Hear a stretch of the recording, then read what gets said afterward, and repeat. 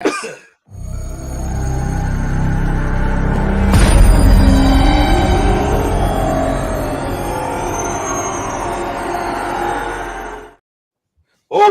boy, it's back to con season, full swing. So we decided to bring our boy Andy on because Andy was with Dub.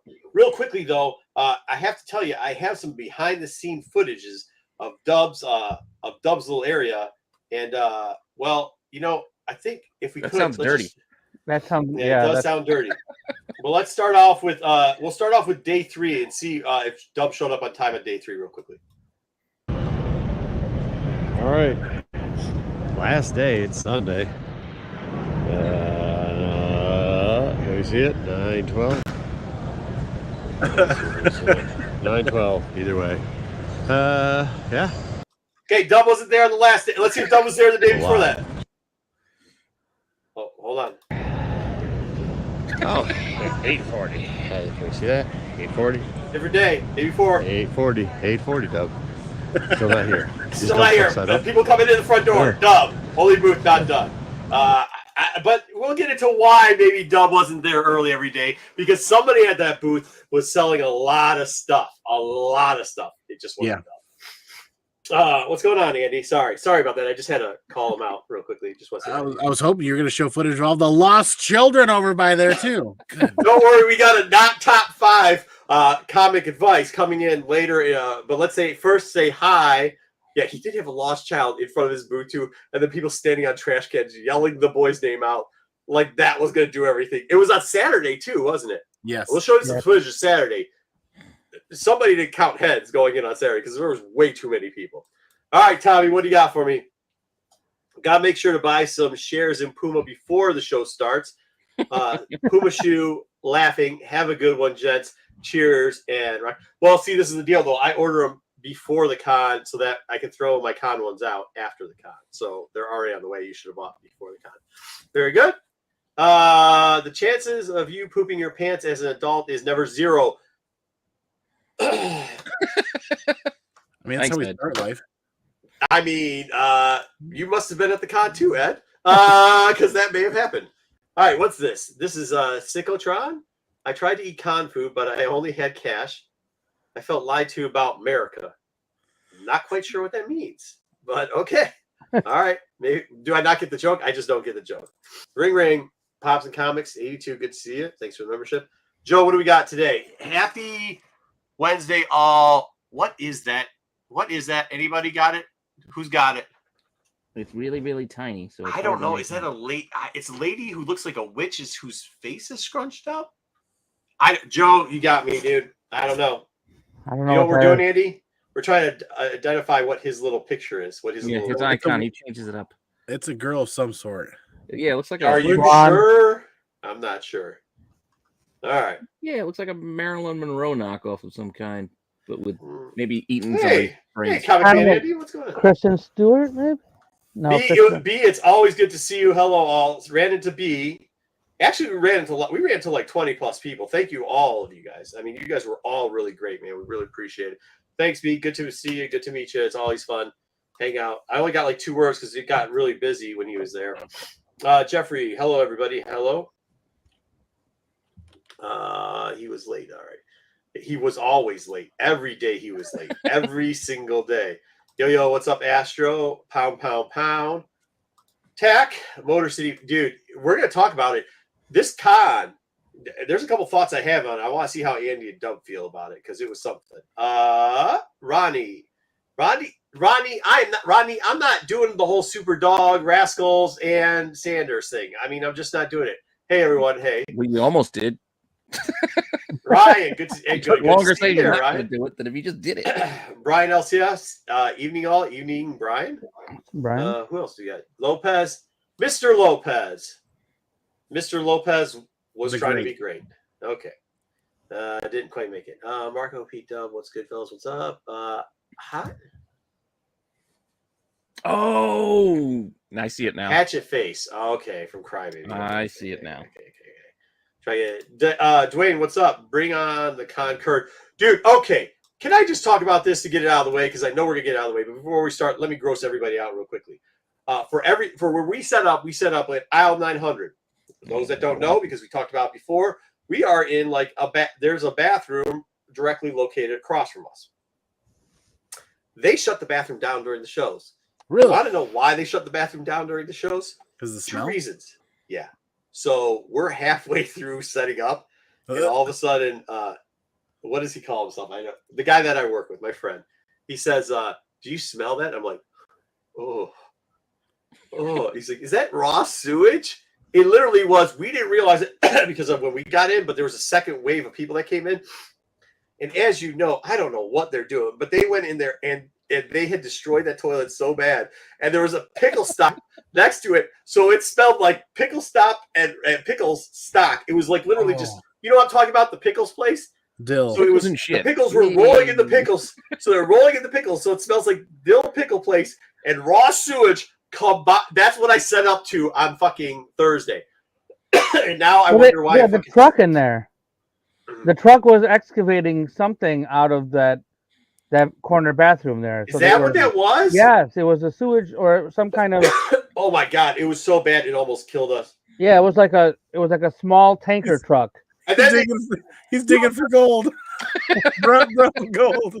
Oh my god, it was so bad. And then people were so mad because they're like, "Why are those bathrooms so bad?" I'm like, you didn't smell what the fuck was coming out of there the other day. Absolutely keep those fucking bathrooms closed shut, dude. I don't want none of that nonsense. Without the pump. Without the pump. It was just a big old dump. Dude, okay, this is question number 2 that I have. Maybe you can figure out. You guys weren't, so like you guys know where our booth is. It faces all, you can see all the food vendors. Mm-hmm. This is what the fuck I don't understand. I get the people that wait in line and just sprint across the whole thing to go get signatures. I mean, I don't get it, but I get it. Pictures, don't get it, but I get it. Why are you waiting in line? The first thing you feel like you need to do when you get inside are 2 things. 1, go to the bathroom. Number 2, eat some food. Number 3, eat some food on the bathroom. I don't understand that. I don't get it. If you know you're going to the con, don't you tell your kids go to the bathroom before you go? Why wouldn't you go to the bathroom before you go? If you go, don't you grab your kid? You got kids, Andy, right? You got some kids? I do. I got some kids. You better eat something. No food there. Eat something. Eat something. You don't just. But these adults can't even figure out. They can't follow children's fucking rules. Do not go someplace hungry. And then the line's like out the door, and then they're taking all this area. Apart from that, who likes an away game when you're taking a dump? I don't like away games. Oh, bro, dude. Well, we're not going to expose where the bathrooms are, but I'll tell you this: I don't use those. You won't catch me in them bathrooms. There's special bathrooms someplace else. Well, let's be honest. Let's give credit where credit is due. They redid a couple of the busiest bathrooms there, and they were brand spanking new for Motor City this year. Well, they were brand spanking.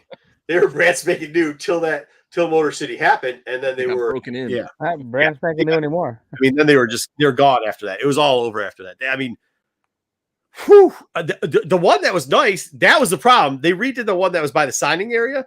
That used to be the secret hidden one. Not anymore. I mean, it was still in good shape, actually. That one was probably still in good shape because not by concession. I'm telling you, these people go, they eat. What? Go ahead, Andy. I literally used that one that you said, hey, if you got to go there. Yeah. The CEO, my wife, was sitting outside after I got done. Literally, no joke, in front of everybody. I walked out of there and said, 10 out of 10. Wouldn't poop here again. That was my literal quote walking out of that one. It was impressive. Yeah. I mean, you got to do what you got. You need to know the con floor. You need to know what you're going to do. And look, a lot of us spend 14 to 16 hours. So if you believe I don't eat during that period of time because I don't, it's nothing dirty. Nothing will come out. No, not because of that, because it's dirty all around there. I mean, I'll sometimes Tic Tacs or some candy out of a bag or something, but I'm not like eating, not using my hands to eat. I'm not letting people breathe on my food. But yeah, right, Andy, you got to get the special bathroom. All right. Well, leading into that, we're new. We don't go out back like everyone else. We don't either. There's a special cosmic. There isn't. There's nothing like the smell of con, though, right? Like it is a combination of crappy carnival food. Some like in certain areas, right? Like you get the carnival food smell every once in a while. You get a whiff of raw sewage every once in a while. You get a whiff of some interesting BO every once in a while. Then there's some like unidentifiable smells that come through there. You just don't know what they are, and you just kind of, I don't know. That needs to be. There's two new stickers you guys have just developed on tonight's show. What's that? Special bathroom and the con smell or con smell or con stank or con something. Yeah, con stink is horrible. I do not poop in a port. Ew. That's my favorite thing. Poop with friends, poop by yourself. You lock the door. This conversation's getting really shitty. Speaking about con things and not to do con things, because we have Andy here, I want to cover the top 5 not con things not to do real quickly with Andy and Dub, because they were there with me. I want to see how many of these apply to this con for them, as it did for us, real quickly. So we're going to top 5 con things not to do. Number 1, I don't know how many times I have to repeat this. Do not wear open-toed anything. I do not, if it is not a closed-toed shoe or boot, you do not have socks on, don't wear it. Look at this nonsense from this con. This one thought Crocs is a good idea. When I say open-toe, I mean, you cannot look at all this dirt speckles. You think it's suntan, it's not. That's shit speckles on him. He probably went into that bathroom that smelled like shit. This young lady here, she goes, speckles are not some sort of foot disease that he no, it's shit speckles. This young lady right here was like, yeah, oh no, it's not that dirt. Look at how nice that cow floor is. It looks nice and clean. I said, let me see the bottom of your foot. Let me see the bottom of the foot. Let me see. Look at the bottom of her foot. Looks like she's rocking through ashes. This dude, at least with his slides, had common sense to wear socks. Look at how dirty those fucking socks are. And people, dude, I'm not going to leave the guy's name, but there's a guy that walks around wearing Lululemon and he manicures his toes. He buys a lot of stuff in bulk. He's like, hey, dude, Marco, what's up? I said, are you wearing flip-flops to con? He's like, yeah, for sure, man. I just got I got him manicured. Bro, look at these. I told him, I got a picture of a guy. I said, I'm going to get a picture of a guy with socks and slides on. I'm going to ask him what his slides look like. I asked this guy, he wouldn't really give me a picture, so I took one anyways. So I took a picture of his socks and slides. Look at that. Look at how dirty that shit is, dude. That's fucking gross. Do not wear open-toe anything. Yeah, Dalmatian food. All right, cash, no checks, debits, or credit cards. This is what I don't understand about cons, especially these bigger ones. And you guys might be able to test this too. Maybe you don't. Maybe you had no problems with it. But at this con in particular, also at C2E2, also at New York, there seems to always be a problem with the internet. It doesn't matter. It does not matter. You have to jump on top of the pickle shack. You have to run off towards the expressway. You have to do the wiggle thing. You got to do all that. I'm not saying don't bring a credit card. I'm not saying don't bring some Venmo or something like that, but make sure you go bring a little cash too, because actually this is really cool. Over the Great, we ended up doing something where there was 4 ATM machines. They always run out of money, but there's a secret ATM machine too. So what we did is we took care of the security guard by the door, and we just kind of got our customers. Actually, Ryan was doing it with me one time. Ryan will vouch for it. I go, hey Ryan, could you watch him for a second? Because I had to go do something else. So we would sneak them out there. They get the money, and then we'd sneak them right back in the opposite door. So, but I mean, look, you guys are all on the internet, throwing around your cash money, drinking your fake champagnes. Dude, bring a little bit of cash with you. If you want to spend it, we'll take it. All right. It's the easiest way to get stuff done. Never forget about the ATMs at your hotels. There's a reason why there's an ATM at your hotel elevator bank on the first floor at every hotel near a counter. Absolutely. There's a reason. There is. Did you guys have any internet troubles, Dub, or no? Yes. Oh yeah. I mean, it's ridiculous. There was nothing but internet trouble. Like the worst is they're like you could pay $39.99, and we said, well, as it gets better internet, but like it's pretty much the same that you can get right now. I was like, why would we pay $39.99 a day, dude? That's ridiculous. Every con I've ever been to the last 3 years, C2E2, Baltimore, Motor City, Grand Rapids, it's just simply when you get that many people into one congested space, the cell tower in that area or towers get overloaded. And we're 40 years into cellular service and having mobile cellular devices, and we still haven't figured out how to keep everybody running at the same speed in one spot. That cash is going to be king forever. Like, just it's going to keep going because of shit like this. I bet you if you tried to buy like a Samsung or an Apple like thing that they get paid for on your phone, you would have been able to do it super easy, by the way. Part of it is the venues. They want to sell you internet access, and for vendors, I know it costs like hundreds. I don't remember the number exactly off the top of my head. I didn't see it in the contract, but I want to say it's like $700-800 for the weekend. Yeah, to have $850 for the top stuff for the dedicated line. To have the dedicated line, and you don't have to worry about having internet problems. $850. Yeah. Okay. Yeah. Right. Exactly. That's why you're having they're like Call of Duty style. They're throwing those suppression mines down on the ground, disrupting everything. So you absolutely. Yeah, dude, it does suck. That one in particular sucks. It's kind of shitty, dude. All right, and then next, this fucking guy. There's nothing here for you, buddy guy. He's like, I'll give you $1 for all this. He doesn't care the prices on shit. He doesn't give a shit. He just wants to like win, right? Like this guy is like a perfect example. Guy comes up, he goes, would you take both these for $30? I'm like, $30. They're $35 a piece. So no. I bet you it was the same guy that hit up Dub's booth and wanted $20 worth of DVD sets for like 10 or 12. Same guy, probably. Yeah, but then he goes, so I'm like, all right, so it's 2 for 30. It was $30 a piece. I'll take $50. That's it. Negotiation's done at that point, right? Comes back. Would you take $35? No, I'll take $50. Would you take $45? I'll take $50. Would you take $48? Bro, I'll take $50. $48.50 and a hug. Would you take $49? A hug. And then it's like this. This is why I said to him, hey, we don't care. We're good, bro. Get out. We're done. We're done. You want to do 49 to 50? I'm not trying to have are you going to win this fucking haggle game, bro? And I'm notoriously 55. And I'm notoriously the guy that will fucking put out a price and not walk away from it when I'm trying to buy something. I'll just walk the fuck away. But I don't do that haggling shit where you're like, would you take $49.50, please? Fuck off. Fuck off. So I don't haggle.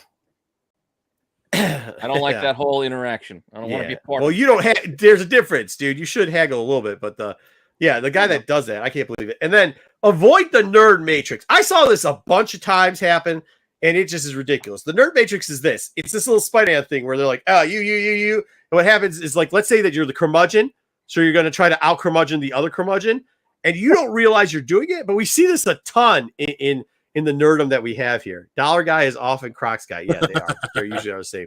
The negotiations were short. Anyways, but this is the one where, like, and I think we all have to be more cognizant of this. When we run into our doppelganger, don't get stuck in the fucking nerd matrix. Where, like, you'll do something where you'll be like, hey, dude, you should do this because this and this is like, no, I already did that. And then instead of saying to the guy, thanks for your advice, have it on, but then you want to out curmudgeon him or say like, oh, this is the coolest superhero of all time. And they go, oh, cool, man. Yeah, I like this one. And then they go, yeah, but this one's better. But this was, and it's not even like you're trying to upshow your knowledge of stuff, right? So you'll be like, well, I used to own this book and I used to own, and it becomes this hour-and-a-half loop, and you're just trying to outdo each other. You're just trying to out nerd each other. And then you, by the time both of you walk away with somebody bigger than your comic. Yeah, and you'll hear people all the time go, okay, cool, thanks a lot. But you'll get caught in this matrix, and then once you finally break the matrix, both sides will walk away and go, that fucking guy. And you're like, what? You guys are the same guy. You're literally you are the same guy. Stop getting stuck in a comic matrix that's going to piss you off with your doppelganger. Please stop. DC fans. Yeah, DC fans. Jesus. Okay. Here we go. Can anybody help me with this one? I've got a public service announcement. How to avoid losing your child in public places. Now, listen, I am so against leashing people, right? Leashing little kids. It looks like dogs. I get that shit. I understand now. I'm no longer besmudging these people. I'll no longer mock these people. I used to take pictures of them, laugh, and point. No more. You want to know why? Because 6 kids got lost in this con. 6. How do you lose your... Dude, 1 kid... Yo, little Tommy, what do your parents look like? I don't know. What did you do? Walk away? Were they lost? No, I was standing right here. They were right behind me. They wandered the fuck away. They fucking these parents wandered the fuck away. They forgot they had their kid with them. Dumb. Is this not true? Daddy, is this not true? You saw it. They're yelling, Daddy, is there a parent for Daddy anywhere in this fucking building? Nowhere to be. They had 4 people sitting on the corner of Dubs. Anybody else want to tell a story, or do you want me to tell it? Go ahead. You're doing fine. 4 adults on the corners screaming the kid's name, going, so-and-so's Danny's parents. Where's Danny's parents? And finally, I just go up to the kid. I go, hey, kid, Yeah, what's up? What do your parents look like? I don't know. What shirt were they wearing? Okay, got security. Get him out of here. Get him out. Literally, Andy had to tell the people, "Hey, go back to security, and they'll page somebody." Like, so, burn my heart in hell for this, but we're literally standing there, it's like, man, I hope they find this kid's family. And then she kept yelling, and I'm like, do you not know how to do this at a con?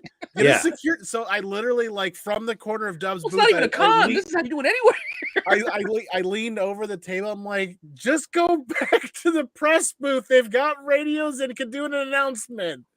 Like, and then she like the light on her overhead's like, oh yeah. And they're like, send somebody back. And then they had something working and happening and actually trying to find a resolution to the situation within a minute or two. But she sat there for 10 minutes. Dub, right? Dude, it was forever. It was forever. Like 10 or 12 minutes. We heard her yelling at the top of her lungs about a lost child named this. And it's like, that doesn't do anything. You can't hear. People can't hear. I'm just going to start yelling somebody's name at a carnival, dude, and hope that Andy, this is how long it was. I saw that nonsense go on. I asked the kid. I went over to the security booth.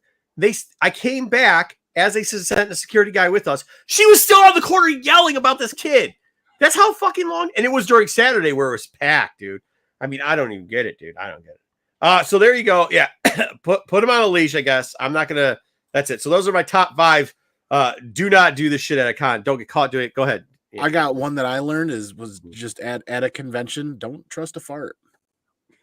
Don't be tempted. Just because it's shoulder to shoulder, a gazillion people in there, nobody's gonna know who let that one creep out. Don't trust it. No matter you what. sharted on somebody? Close. Andy, you didn't do that. You're the crop duster. Damn, I gotta go to the bathroom again. Crap, dude. So we call it the crop dusting corner. So it's between us and Funky Town Comics. So like, if you ever see us laughing back and forth or saying 5, it's because like we know who it is between the walls. We know who it is, and they come around the corner. They think they can crop dust and then walk in, right? God, don't worry, we call you out. I mean, you fucking heathens. Really quick, check out that link to AOA dropped. That's Comic Man Andy's channel, so make sure you guys go ahead and sub him up. It's also down in the video, every description, every Wednesday. It's down in every Wednesday's description too. We have a link in at the bottom to him, so make sure you check out his content.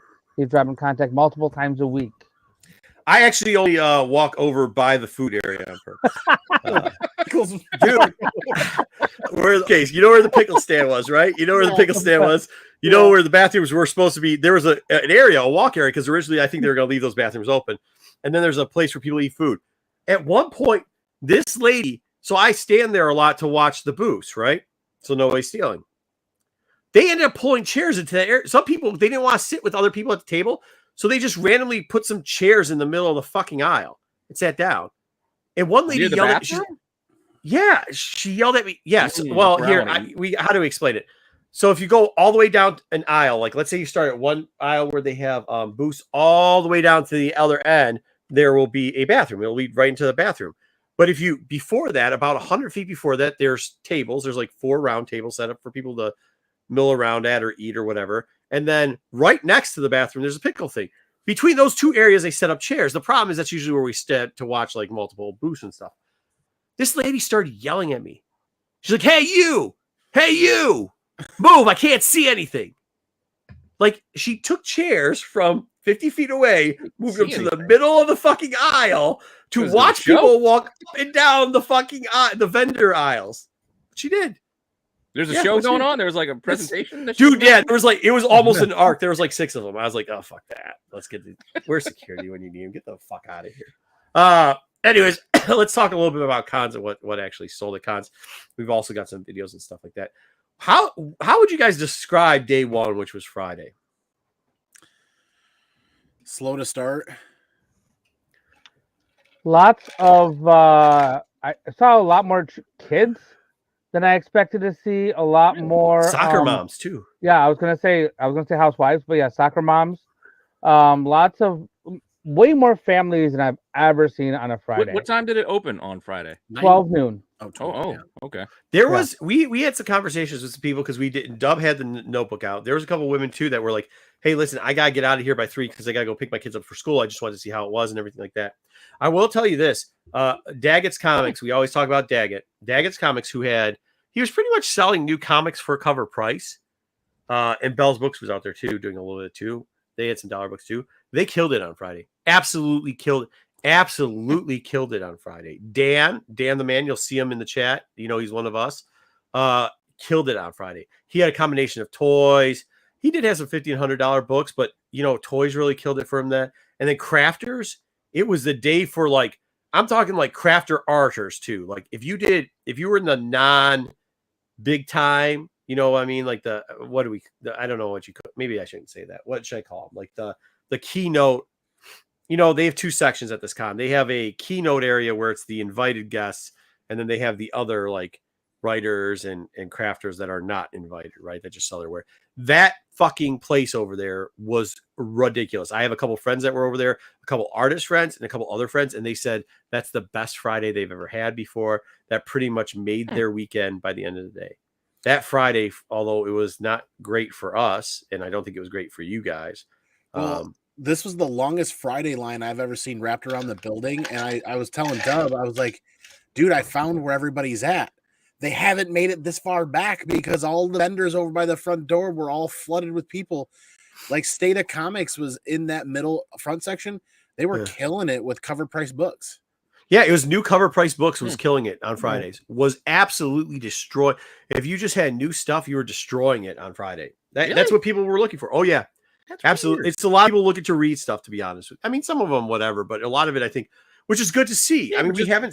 I'm just saying, you just go to a comic shop to get that. Like, why are you paying a cover price to go and buy a new comic? It doesn't make sense. I don't know. The con experience, man. Some people might only buy comics a couple times a year. I guess. Yeah, and some of those people, I don't think there was a lot of people on that Friday that had not been to cons before. Is Friday cheaper than Saturday? I believe if you just buy the 1-day ticket, I believe so. I think it's cheaper to get on Friday. Saturday is probably the most expensive, but I'm not. Yeah, Saturday's usually the most expensive, and people I think also generally assume it'll be the most crowded, so they might also be trying to beat a crowd too. So it was. I think I got. Where's one of these videos? I think I have one that will show us a little bit of kind of the feeling. I don't know where it is. I'll play it, mute it, and play it. But of what Saturday was like. Saturday was a complete shit show. This is not why are we not doing well in this video real quickly? Let me try another one. Seems like we're chopping it up, but here we go. So this was a crowd during Saturday. This is actually even early Saturday. And you can already see, if we didn't have choppy internet, you could already see, look at the size of that crowd. Like it was a swarm of people you couldn't get through. It was so bad. There was parts where it was like, look at that. That is every which way you go. That was the norm for pretty much all of Saturday. All of Saturday. This was early Saturday. It got busy even later. Like they opened the doors at 9:30 on Saturday, and when Sarah and I got there at noon to walk in, the line was still double wrapped around the back of the building at 11:30, not really noon, but so 2 hours after they opened the front doors, the line still double wrapped around the building. Yeah, my buddy came to help me on Saturday. He had been there the 2 days before. He came to help on Saturday. They would not let him park on the lot. They were not letting people park anywhere on campus. They had to park like a mile away, and he walked a mile to get over to the con because you couldn't park anymore. They cut off. I did coach a soccer game and came back, but I had the way to get around that is get exhibitor's pass, but they were not letting. If you didn't have one, you weren't. He had exhibitor's pass and a parking. They still didn't let him in. Let him in. Oh my god, they would not let him in. That sucks. This was ridiculous, though. Right here, I'm just trying to show it because the sea of humanity of people was just absolutely. It is just there was way too many people. Hey, there's Dub's booth. Oh my god, look at me. Hey, there's Comic Man Andy. I think that's what I said in the video right there. There's Comic Man Andy. Yeah, dude, it was a lot of pushing. There was a lot of stank going on too. I will say this. I again, from the deepest depths of my heart, I want to say thank you to Double O for essentially hiring me as help for that. con. This was my first ever experience in a con from the vendor exhibitor side of things. And it's not only is it a lot of work, but it can be a lot of fun. There was one thing about that con too that was kind of cool was there was a lot of newbies. It looked like there's also a lot of cosplay, and a lot of them were buying. I'm going to show you guys some more of the books while we chit chat a little bit. There was definitely a lot of like, oh dude, yeah, Matt. This is Matt and Brian's wall. They had fucking good stuff again, dude. Oh wow. Okay. But yeah, I mean, I thought the day 2 was a shit show. You couldn't think how much you were selling. You couldn't actually think, right? Like stuff was coming for us. It was so fast and furious that it didn't seem like we sold that much till we started. Like the guys inside the booth was like, the guys on the front of the booth was like, the guy in this section was like, oh, well, I did good on this, but nothing else must be selling. Nothing. But it was that we were doing so well in each section that we didn't have time to go check the other sections. And that's how we were selling. And it was, you know what was funny? You know what was a big seller? DC. Everything DC. Everything from DC Toys to DC Comics to, I mean, DC was really, they were doing a good job. It's a lot more than we thought it was. Getting hyped for Flash, I guess? I don't even know if it's Flash. It was, well, comics have been good too. Like Green Arrow stuff was selling. Why is Green Arrow selling? He just restarted. Got a new mini. Oh, well, yeah, but is that why the old No, stuff I do know there's a new Green Arrow mini going. Issue 2 just came out. I wow, mean, this is really choppy in here. It still seems like anything and everything. Hey, this is not, wait, this isn't my fault. This is StreamYard's fault right here, dude. I didn't have time to cut. Yeah. This is funny. So Brian right here is like, look, this is the highest grade for that. Did you see that Darth Vader Time magazine? Yeah, I might take all of Marco's footage and edit it together. And yeah, we'll edit it together. We'll put it out probably for members only or something like that, or maybe just as a con update. They had some great books. They had good luck too. But you know what's funny? They didn't sell a ton off their wall, but their books that the funny part is Green Arrow. All the Green Arrow actors were there. That's a good point. Oh, yeah. Yeah, but Green Arrow wasn't there. The guy who plays Green Arrow, was he? You didn't have Amel? I thought Amel was there. What was he? I don't know. I don't usually I don't know. area. I think we talked about it he's last gonna be week, in but I don't Philly remember. For my con. Oh, look, Creeper prior to. Oh, Grendel? He had Grendel on the wall, dude. Those books over there, which is pretty much he takes wall books. Some of this wall right here, he pretty much takes over those boxes. For some reason, the wall didn't do as great as it normally does. But the same price books that are in his black boxes, he was killed. I was seeing chunks come out. Every time I was there, it was like $400, $500 that he was selling. Oh, that's a cool G fan. I thought I sold that one to him, but some people just like to dig. They want to look in a box. They don't want to look. Yeah. I still think a lot of people are waiting for prices to continue dropping or leveling out. Well, Matt's always got good prices. I'll tell you that. He's really in tune to the market. He doesn't, because of whatever he buys it at, he can put it to whatever the newest price is. So they do a good job. I don't know why I'm pointing to Matt. That's an Ahsoka cover right there on the. Oh yeah, he's getting that. He got that sound by Ashley Eckstein. That's a 2 liter of Coke right there. Is it? Oh yeah. No, it's not. That's one of the lead. It's a liter of. Dude, we're saying right now, Darth Lopez has to go. Now that he said it, Darth Lopez said it in the chat. He has to go next year. The only problem is I've met Darth Lopez before, and he pales in comparison in real life. But you should still come. It's a fun time. We actually, Friday I went out with Bill from Bill's Comics and more in Canton, Ohio. I always like to hang out with him. I always make sure that I have a dinner. It's usually with him. A very small dinner. One time it got to be about 12 people, and we started tailoring it back a little bit. But the second night, it was somebody's birthday party. So we decided to go out for a birthday party. Right. It was fun. Whose birthday was it? Maybe that's why you never showed up on time. My birthday. Yeah, bud. It's your birthday. It's my birthday. I could not stop eating that food. I cleaned the whole plate almost. The Chinese cafe. Yeah. China Cafe is amazing. Great place. We had Dubs like, it's going to be 8 people. It was 30 people showed up to his birthday. And I was serving cake. I was out hawking cake around the tables. Oh my god, it was crazy. A little tip of advice: don't ever put sparklers in a cake. Doesn't work out that well. No. They literally brought sparklers to put in the. I guess they didn't want us to light candles in the restaurant. Because they brought us sparklers are less dangerous. No, they're not. They burn hot. No, I don't know. We can't Yeah, I blow know we out. couldn't blow them out though. Yeah, you can't blow out the sparklers. It's Who's probably this? better not to do that. Did you guys see this wall? I can't Yeah, remember I his guess name. He's the maybe. guy with the ponytail. He actually, so he had a chamber of chills, the one with the That's not a acid. ponytail. I don't see no ponytail. No, that's the guy just watching his booth. Oh, okay. I tried to get a picture of it. I don't know what the hell is going on in here. I was tired as shit. That chamber of chills sold for 34.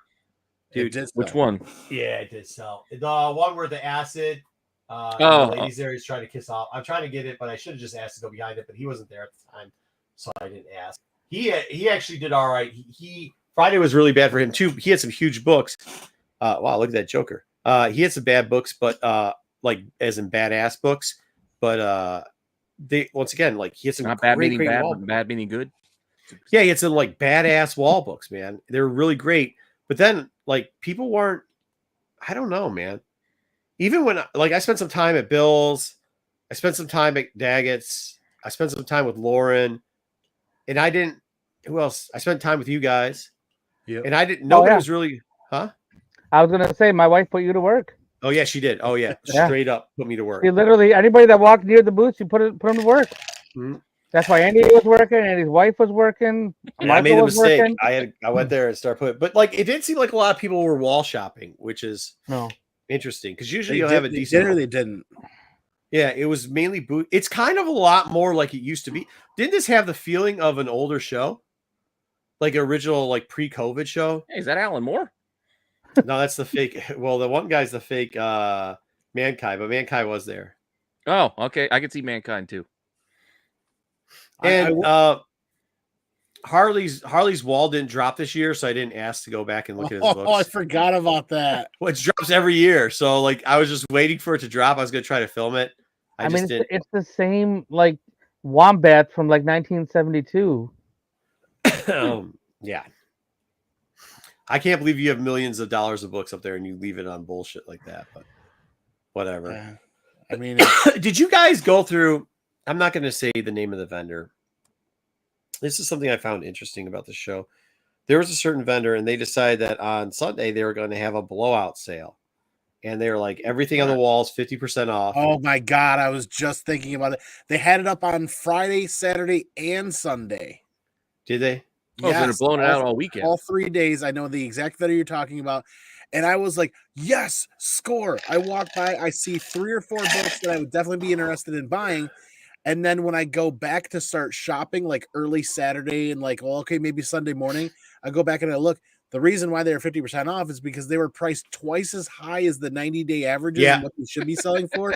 So the 50% off put them at the market norm. And I'm like, So it was Kohl's above. what you're telling me. It was Kohl's pricing. Kohl's pricing, yes. yes, Kohl's pricing. Oh, that Yeah, should give be you a 30% con off, sticker. but- That should be a con sticker. Kohl's pricing. Kohl's Oh, there was Laura. I actually didn't see him most of the weekend. This was on Sunday, I think. Ooh, I was talking to him. And yeah, I'm not I going was to. visiting him. Maybe we'll do the volume later because we were kind of breaking down some numbers. But I don't think we should if we get this video, Pete. Just Remind Yeah, me, we'll do it remind to- me of him. like, Is that Keith? Is that no? This is Lauren right here. That's Lauren, Lauren. yeah. So Friday I walk up. Lauren is one of the top tier vendors at any con I go to. I walk up and say, "How's it going? Good to see you again." I never remember him by name, but I'm looking at a wall and I look at a book and I'm like, "Oh yeah, I'd like to take a look at it." He threw me a substantial discount on an offer on a book on Friday. He's like, "For you, I know you." He said X this, and I'm like, I'm not going to throw numbers out there. He threw me the craziest discount deal on a book I've ever heard. And I'm like, dude, I have to buy this book, but we didn't have it in our budget. What was it? Mhm. It was the Last of Us, Last of Us variant, the pandemic variant that I already have a copy of, but I don't mind having another. Right. Look at how cool these are, dude. He always has rare stuff that's. I helped broker a deal between him and Dinesh one Look like time. graded Band-Aids. No, they're not. They're the little different color books from the like 1956 thing. The stamps. He gets us. He travels. You'll see him in New York. I don't know if he does. Yeah, he might do San Diego still too. He goes to all the big cons that I've been to. C2E2, He does. He goes C2E2. Yep. Yeah. If there's a guy, he's just like any of us. You get on our good side, he'll be really good to you. So he's got tons of knowledge. You guys usually see his videos on this channel because we usually talk to him a little bit more. I'll tell him on Sunday. He's like, "Where you been?" I was like, "I just didn't have time," and it was really busy with a bunch of different stuff.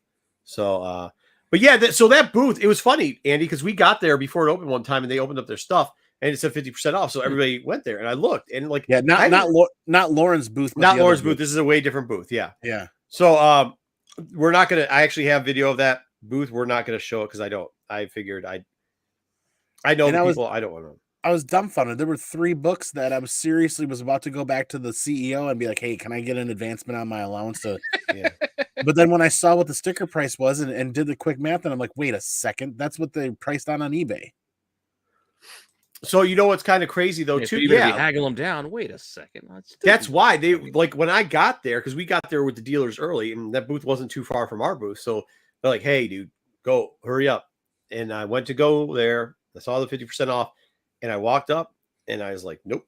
And I started turning. The guy next to me goes, "Well, you're not even gonna go back there?" Because there's another couple of people who are just like not the most reputable people. And they like tried to push their way in. And I was like, let them go. And they go up there. And the person turned to me, they're like, why aren't you going up there to look at it? And I was like, because there's 5 books on the wall that I know their price. I know their last 30 days. Like I know within a week their price. You should always know. There's always a couple books you're looking for just in case you can get a deal. You know the price. That price is more than double. That's more than double. So if those 3 are more than or 5 are more than double, there's no way. I will tell you this though, they had 75% off, and this is where we killed them because they had 75% off, and they had the top layer, on the table was good. On the bottom part, they had the top layers open. But you know us, we let those guys go through it real quickly or whatever. We kind of flicked through those books. Took what we wanted, started a little pile, left, came back after everybody left, and then we start to go to town. We're laying on I know I say stay off the dirty con floor, but this is why I wear compression pants and all, because I can just take that, get rid of it. We go down there, we start digging. That's where I start pulling up those the Star Wars KOTOR books. We start pulling out some other DC stuff, just like more rare stuff, some X-Men stuff we pulled out there, and it was really fun. Like we got to go back to digging. Because it was like 4 deep and nobody would go down. You know how people are. They're lazy. They don't go down and open up the 4 boxes that are down there. Now, obviously, we know the vendor and we ask them before we're just digging. Well, yeah, that's the other thing. Sometimes you think you can't touch them. You figure yeah. No, we did. It was a good time. So we ended up, I think at that booth, we spent like $550. But I think realistically, we ended up spending $25 a comic. So do the math on that shit. $515.50, I think, is what we ended up spending. Yeah, do the math on that. So, you confused me with the math. You said $25 a comic. It's about 25 cents a comic. Oh, 25 cents. You said $25. This wouldn't mess No, me 25 up. cents a comic. We were paying about 25 cents a comic. That's about 20 and a half comics with. No. Right, so 25 cents a comic. It was crazy. I think we did have one. We found one slab for, I think out the door it was $115. So we spent like let's say $400, but it was pretty much on 25 cent, 50 cent comics, dude. It was crazy. Wow. Now, what I keep hearing is that a lot of the dealers are pricing, like, again, Kohl's pricing. They're pricing up so they can haggle down. How would a CarMax seller do at a convention? Like, no haggling. Price is the price, but they price it at a price to sell. No, because there's so many people want. I don't think that's what it is. Okay. No, I'm just wondering. Like, it'd be horrible. It'd be horrible. It'd be horrible because that's how, when I first started doing cons, that's how I did it. It's the worst thing ever because some people just want to haggle no matter what. No, and then they'll start arguing about your grade, or they'll start arguing about this. They'll tell you about eBay. And that's just like, this is what this app says. It's this much money. I don't care. You have a price at this, and this is what I'll offer you this because this app says it's worth this much money. No, I know. No, okay. Just curious. Yeah. Look, this one sold on eBay last week. We should have bought that one. Yeah. Come on down, Jeffrey. We have a con twice a year. Well, that one's probably, I'll be honest with you, comic book sellers, how many things there? Probably 12, 15. Total. Great Lakes has got Great Lakes is 90% comics, right? Dub? Yeah. Yep. There's got to be more than there had to have been more than 15 comic vendors there. No. You don't think so? I can name them all. 15? Like actual comics, just comics. Like maybe comics and toys. Well, You got Brad, you comics. got Keith, you got Lauren, you had Bells, you had Bill, you had Jeff, you had Gary from Indiana, you had Matt, you had Harley, Roger, Harley, State of Comics, Roger. Plymouth is State of Comics, Roger. The one guy and wife from the West Side of the State. I can't remember their name off the head of my hand. So that's 12. You. There had to be 2 more. But that's it. 15. Feels like there was a lot more than that. It does, because some of them have multiple booths. Some of them have like. Did you say Phil's Collectibles already? I did not. So that's 13. What's his name? Green shirt out of Ohio. He's green like shirt. Right on the border of West Virginia. Yeah. That's 14. Comicade? 15. Comicade was another one? Yeah. 15. There you go. Oh, Dan. Sorry. And Dan the Man, 16. I was wrong. 16. We also said guy with green shirt on. Guy with green shirt on is what we're throwing in there to get to 16. Is that Carl, Rob? I priced all my crap to sell. He did. Carl. That's why I had nothing left to pick up. Yeah. Yeah, dude. Dan the Man sold a lot of shit. What table number was Dan at? Dan, what were you? 660s? He was backside of Lauren. So whatever Lauren was, he's on the back corner. Oh, God, that's why I didn't get to dig through his stuff. I could hardly make it past like 700 or 800. Rob, which one was Carl again? Or is he just saying Carl? Either way, so yeah, 60. But it was a lot. I mean, you got to think Lauren takes up that 6 spots. It's 4 for Harley. Daggett does 2. Brad's got there's corner 2, 531. Matt's what? 531. Well, I was close. 630, 531. I mean, come on, kill me, guys. Nah, they weren't looking up any books. No, there was no internet. You couldn't look up anything. You couldn't look up shit. You had to go. About the best that I could do was dip out the door and spend 10 minutes getting GPA to load and then take a couple screenshots and go back in. That's why I'm saying, like, you had to know, like, you should always, just a tip, but always have a couple popular books you know. Like, you got to know what ASM 300 is. You got to know what the price is. Do it 9.4 through 9.8 because you're going to see it and you can always check it on the wall and you can tell where motherfuckers are pricing. You know what I mean? Well, it's like me with Darth Vader 3, the first Doctor. Carl's green shirt guy. Thank you, Rob. Thank you. You're right. It's green shirt guy. Thank you, Rob. God damn it. All right. It's been a long weekend, guys. I did a show as soon as I unloaded, did a show, and then I might be sick from poo gas and freaking pickles at this point. All right. Who's has a nice show so far? But yeah, I mean, all in all, Saturday was a pretty good day. And then Sunday was just icing on the cake at that point. I think we did across the board. The one thing that I will say might have hurt because the numbers, I think everybody at the con was saying this about the numbers, and I think they were kind of telling some of the truth on it because it does seem like kind of some of the truth on the con. The numbers were back to like pre-pandemic numbers, even though the amount of people were more than We're more than pre-pandemic people. Oh yeah, here's Funky Town. Dude, I have fun with them. All right, little secret. They may have a friend that doesn't come to cons anymore, and all he used to do at cons was take pictures of people's butt cracks and then show them to you. Oh, God. Yeah, that's all he did. He could go around like, got another one. I think he's friends with them. Maybe he wasn't, but he'd always show them. I just happened to be by their booth at all times when he was doing it. So, but yeah, so what was I saying? Saturday was the one thing I think might have hurt it and might brought those numbers down because the actual people numbers were up. Right. And I know there wasn't anything being bought by the wall, but I think part of the problem with all that is that there's a lot of voice actors there. Like the key name people weren't Marvel people.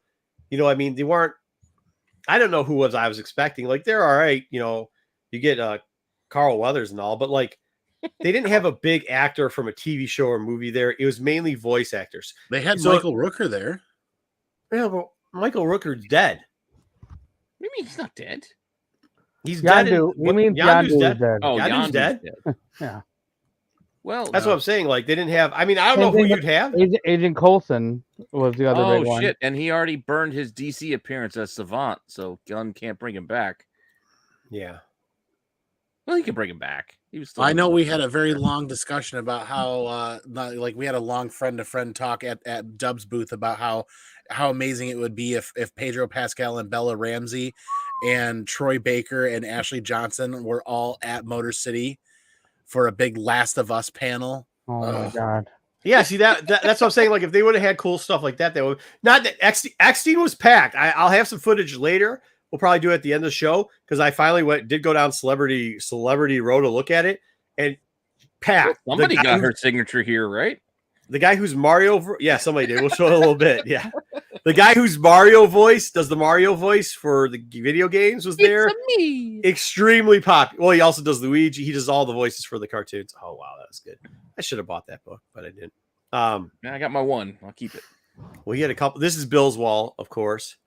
But yeah, I mean, I think maybe if they had, I still it was just very, it was very weird because it's very weird what sold. Like I said, DC sold really big. A lot of Marvel did not, and I don't think it's because the last movie was Guardians of the Galaxy or whatever. Because the last the Rocket. Well, the last DC movie was what? Shazam. No, I'm watching as you're with your video. Yeah. Like you skipped over the Rocket Raccoon. You think it's just Marvel burnout right now? Maybe DC started to get some time and shine. And to be honest with you, Underage Silver was popping. Like if it was not like I think Guardians might have brought Marvel back a little bit. Not where it was, but it gave it a little bit of a shot in the arm. Yeah, but can you explain to me why Silver Age DC and Bronze Age DC then was outselling Marvel at this show? Hope. Also pricing. Maybe the pricing seems good. Yeah, maybe the price is better. Like at this stage, like you don't have the Marvel upcharge that DC looks more. Yeah, it could be better bang for your buck. A lot. I mean, but dude, at that point, a year and a half ago, what Gunn's gonna do? At that point, a year and a half ago, when when everything was just for DC was dirt cheap, you figure people would have gone after it. Because think about it, like Marvel, people have been specking on things like X-Men. We're still years away, and they've been specking for the last 5 years for X-Men not old people to the MCU. Like, I just saw that Scotty book. That was something else. I saw a guy bought 20 Scotty Young books. There was a Scotty Young fan. He's like, I just like Scotty Young Venom and Spider-Man covers, so he bought as many as he could find. Like that was the crazy stuff that was selling. Look at Bill saying that I don't put the books back in the right place. You don't put them back right. I don't give a shit. I do give a shit. I'm just kidding. I think it's 2 sweet books from Bill that I'll talk about them in a minute. I love Bill. I'm just sad that he hadn't recouped his modern Star Wars sales wall after I cleared him out last year. We might have to go down to his shop actually because he's got a bunch. I think he's the booth you had me keep meeting you at, Marco, in Baltimore, isn't it? Yeah. Okay. Yeah, I really like Bill. Rallying back at Bill's. Bill's been very good to me throughout the years. Actually, a lot of guys have, but we have a similar sense of humor. We're both jackasses. He's not. He's nicer than I am. But I saw that Bone #1 second print. I was like, oh, yeah. He's got some crazy books. He's got some. I didn't even go through some of the crazier shit that he has. Wow. But yeah, so that was. But that I was really surprised at what. Dub, what'd you sell there? Mostly toys.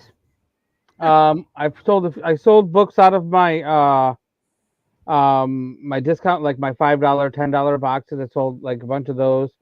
I only sold a couple of slabs, and one was a Spider-Verse #1.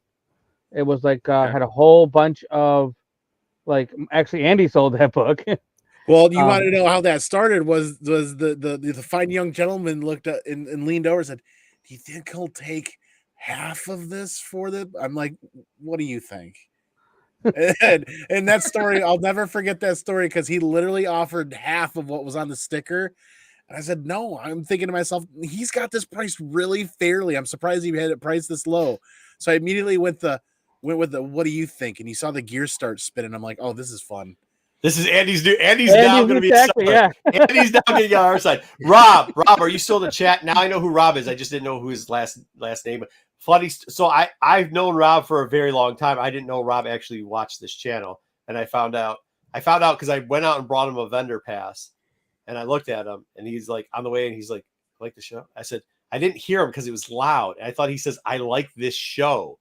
I was like, "Cool." He's like, "Yeah, it's really good with you guys on and everything." I said, "Wait, what are you talking about?" He's like, "Oh, I like your shows." And he went through it. Pete, let me tell you something about Rob. Dude, your gems, right?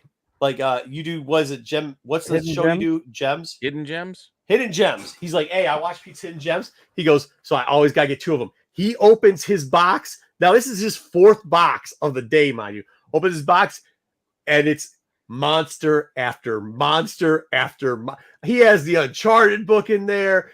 What else did he have? I was like, what the shit?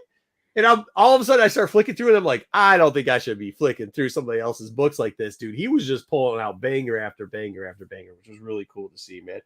But besides him, we did get a lot of compliments from a lot of people. All of our shows did. I don't know how many compliments I got. You guys all got a lot of compliments about how great all y'all shows are. So there you go.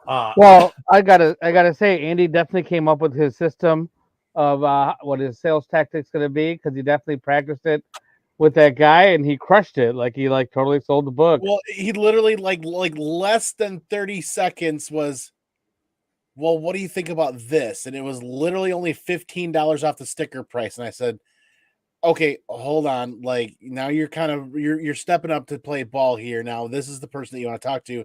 And he literally ended up paying full price for the slab, and then got one of Savannah's keychains in conjunction with that. So he paid, however you want to say, he paid full price for a keychain and got a discount on the slab or whatever. That's what we're gonna say. Yes.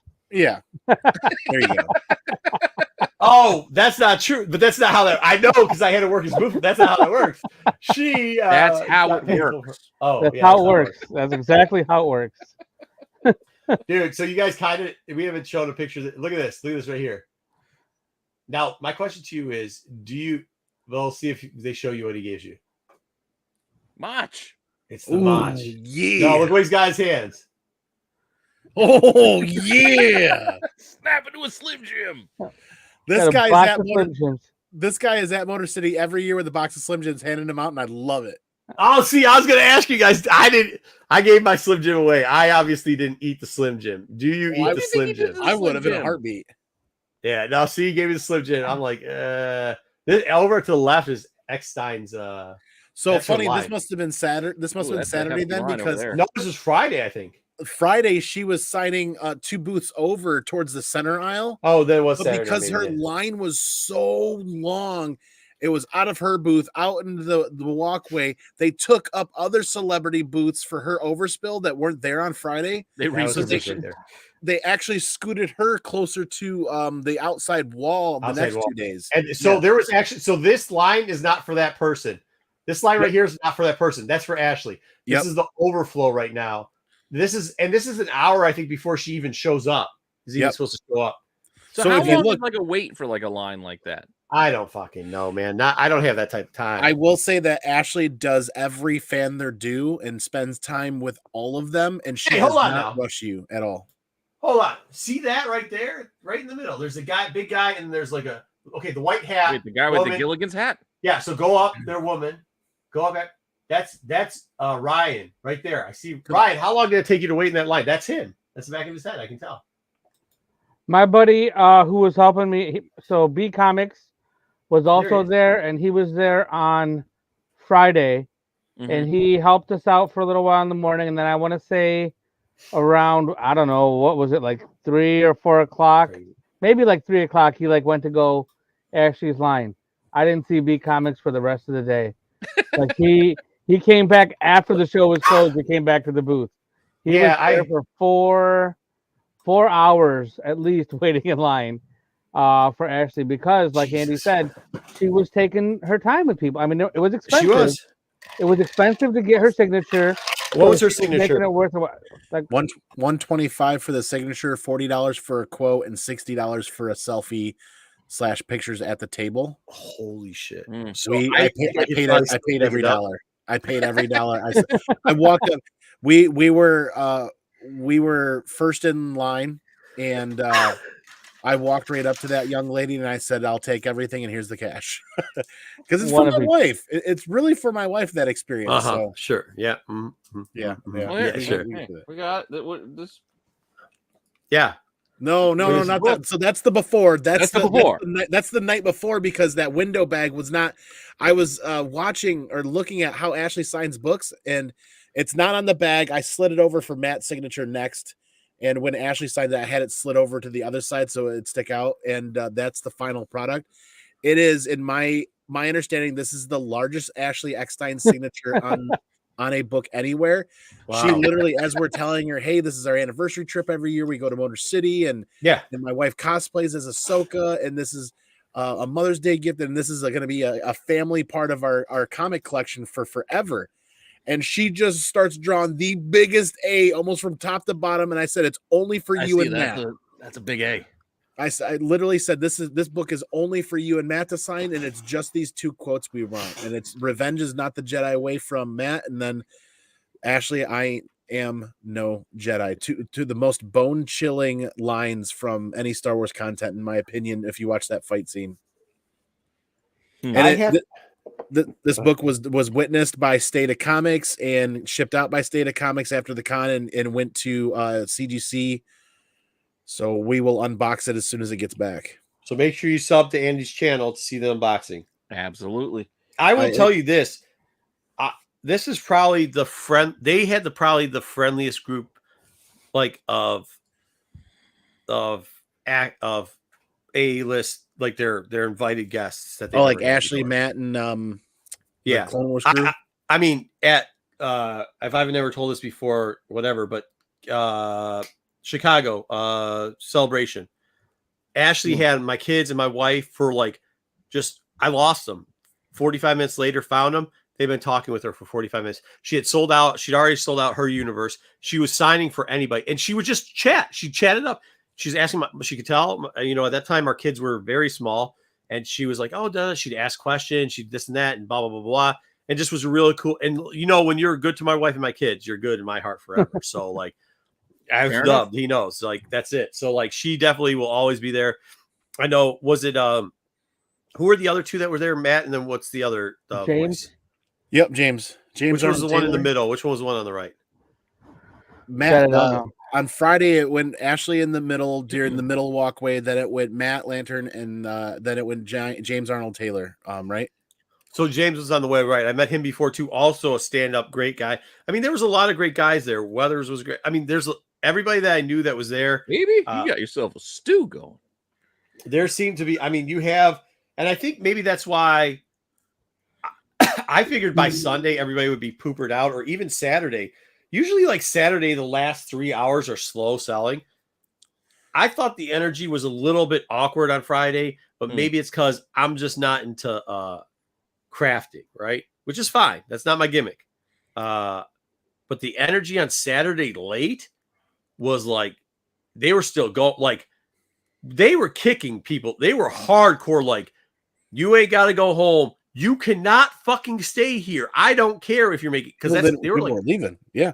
Yeah, they were 30 to 40. They weren't leaving the floor. And it wasn't because they were oogling, ogling. They were trying to make deals at the end of Saturday. It was absolutely crazy and a great day. I had the Chamber of Chills. I'm trying to check. I made notes. New comics for cover were flying out the doors. Pickle and Sewage, we talked about that. The numbers were the actual sales numbers for booths were kind of back to pre-pandemic times. But with that being said, it was also the crowd was bigger, but it was a very interesting guest group, which I don't know. There was somebody, Donnie Cates was there, and we'll show a picture of him later. You want me to run the cosplayer thing while you just chat? Sure, we can run the cosplayer thing there. Yeah. DC having a moment. All the cool celebrities. I'm just gonna run on the side. A bunch of pics by you guys. That's a great picture. I don't know who took that picture, but thank you. She killed it. Her side was fire. Crushed it. Fire. Absolutely. You couldn't. I mean, I think I sold 4 things for her too. I was there for 15 minutes.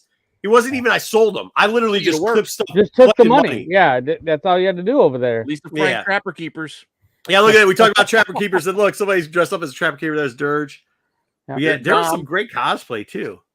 Yeah, she was very nice. Oh, yeah. Don't worry about these guys. What is these guys? What's this? What's the guy thing today from Kirby? Yeah, people knew who it was. There's Ryan. There's Ryan and Spider-Punk. Yeah, those right by your booth. Yep. These were most of these right in front of my booth. There was no BK. There was no Steiners there this year.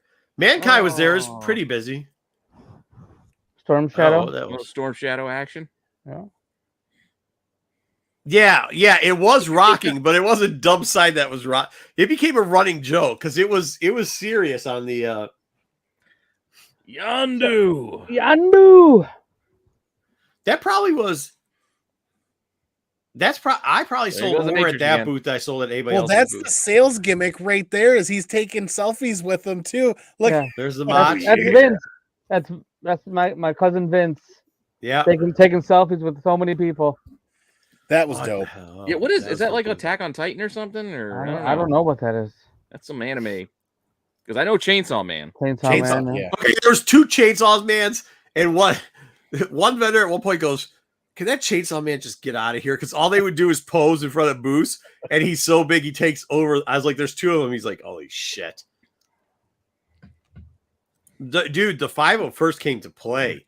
Yeah, they came to play. They were going crazy. Oh, there goes the Matrix for Hera. Yeah, she had a daughter there too that was dressed as a Tweakin' that was in the kid's costume. A Twi'lek. Like a tweaker. Dude, I'm exhausted, man. Give me a break. I know. I just want to misrepresent what's going on. It was my cousin Vinny.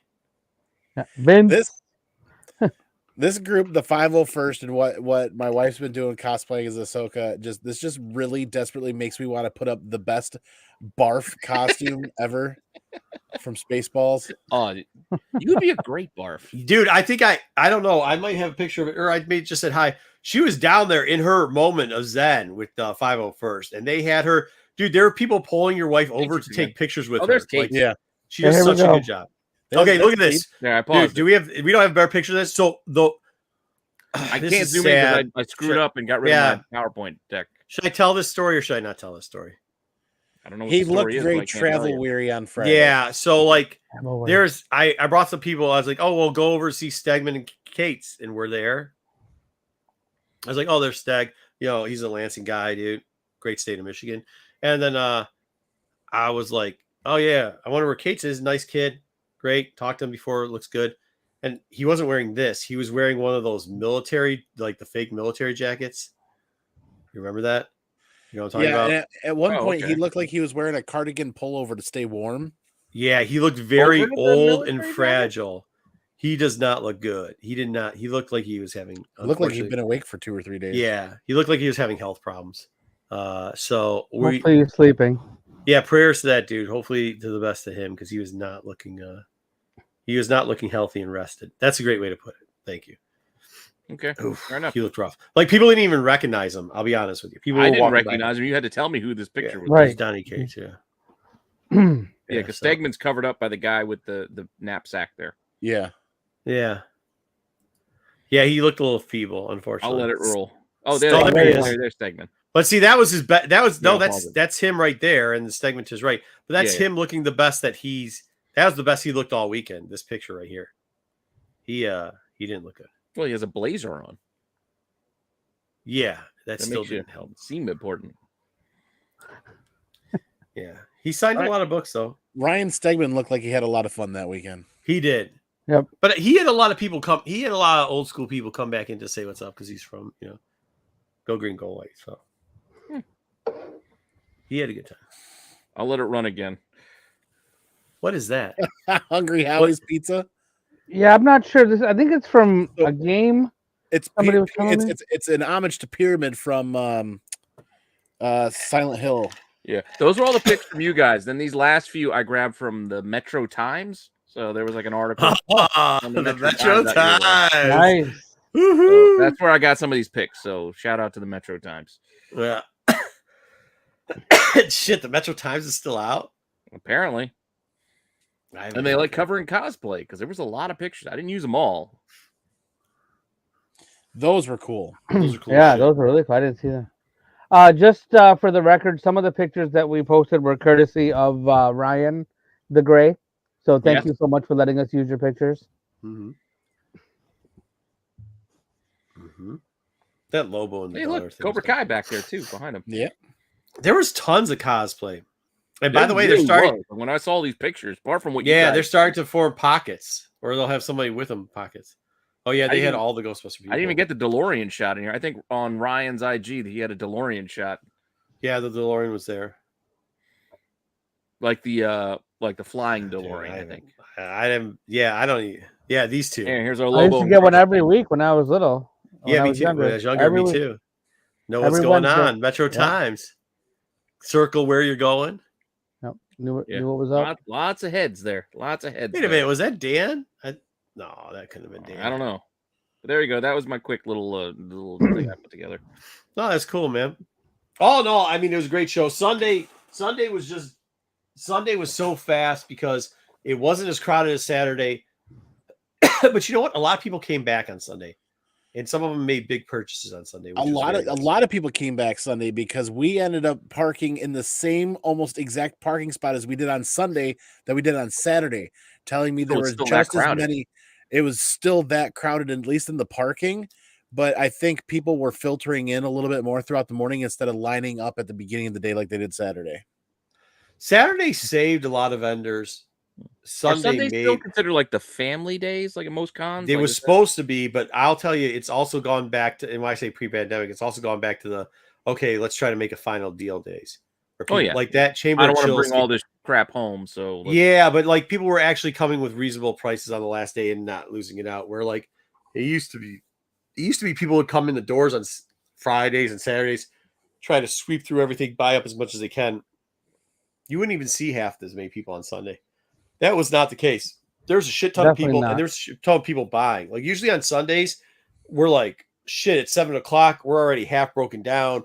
We've for an hour, we've already had the carts in there with all the fucking boxes ready to go. That was not, it was like, I looked down at my watch, I was like, oh shit, it's 5:02. We got to get out into the parking lot to grab the shit to get in to pack up. So it was that busy on a Sunday. It was super crazy. Did you guys see that John Jang was there?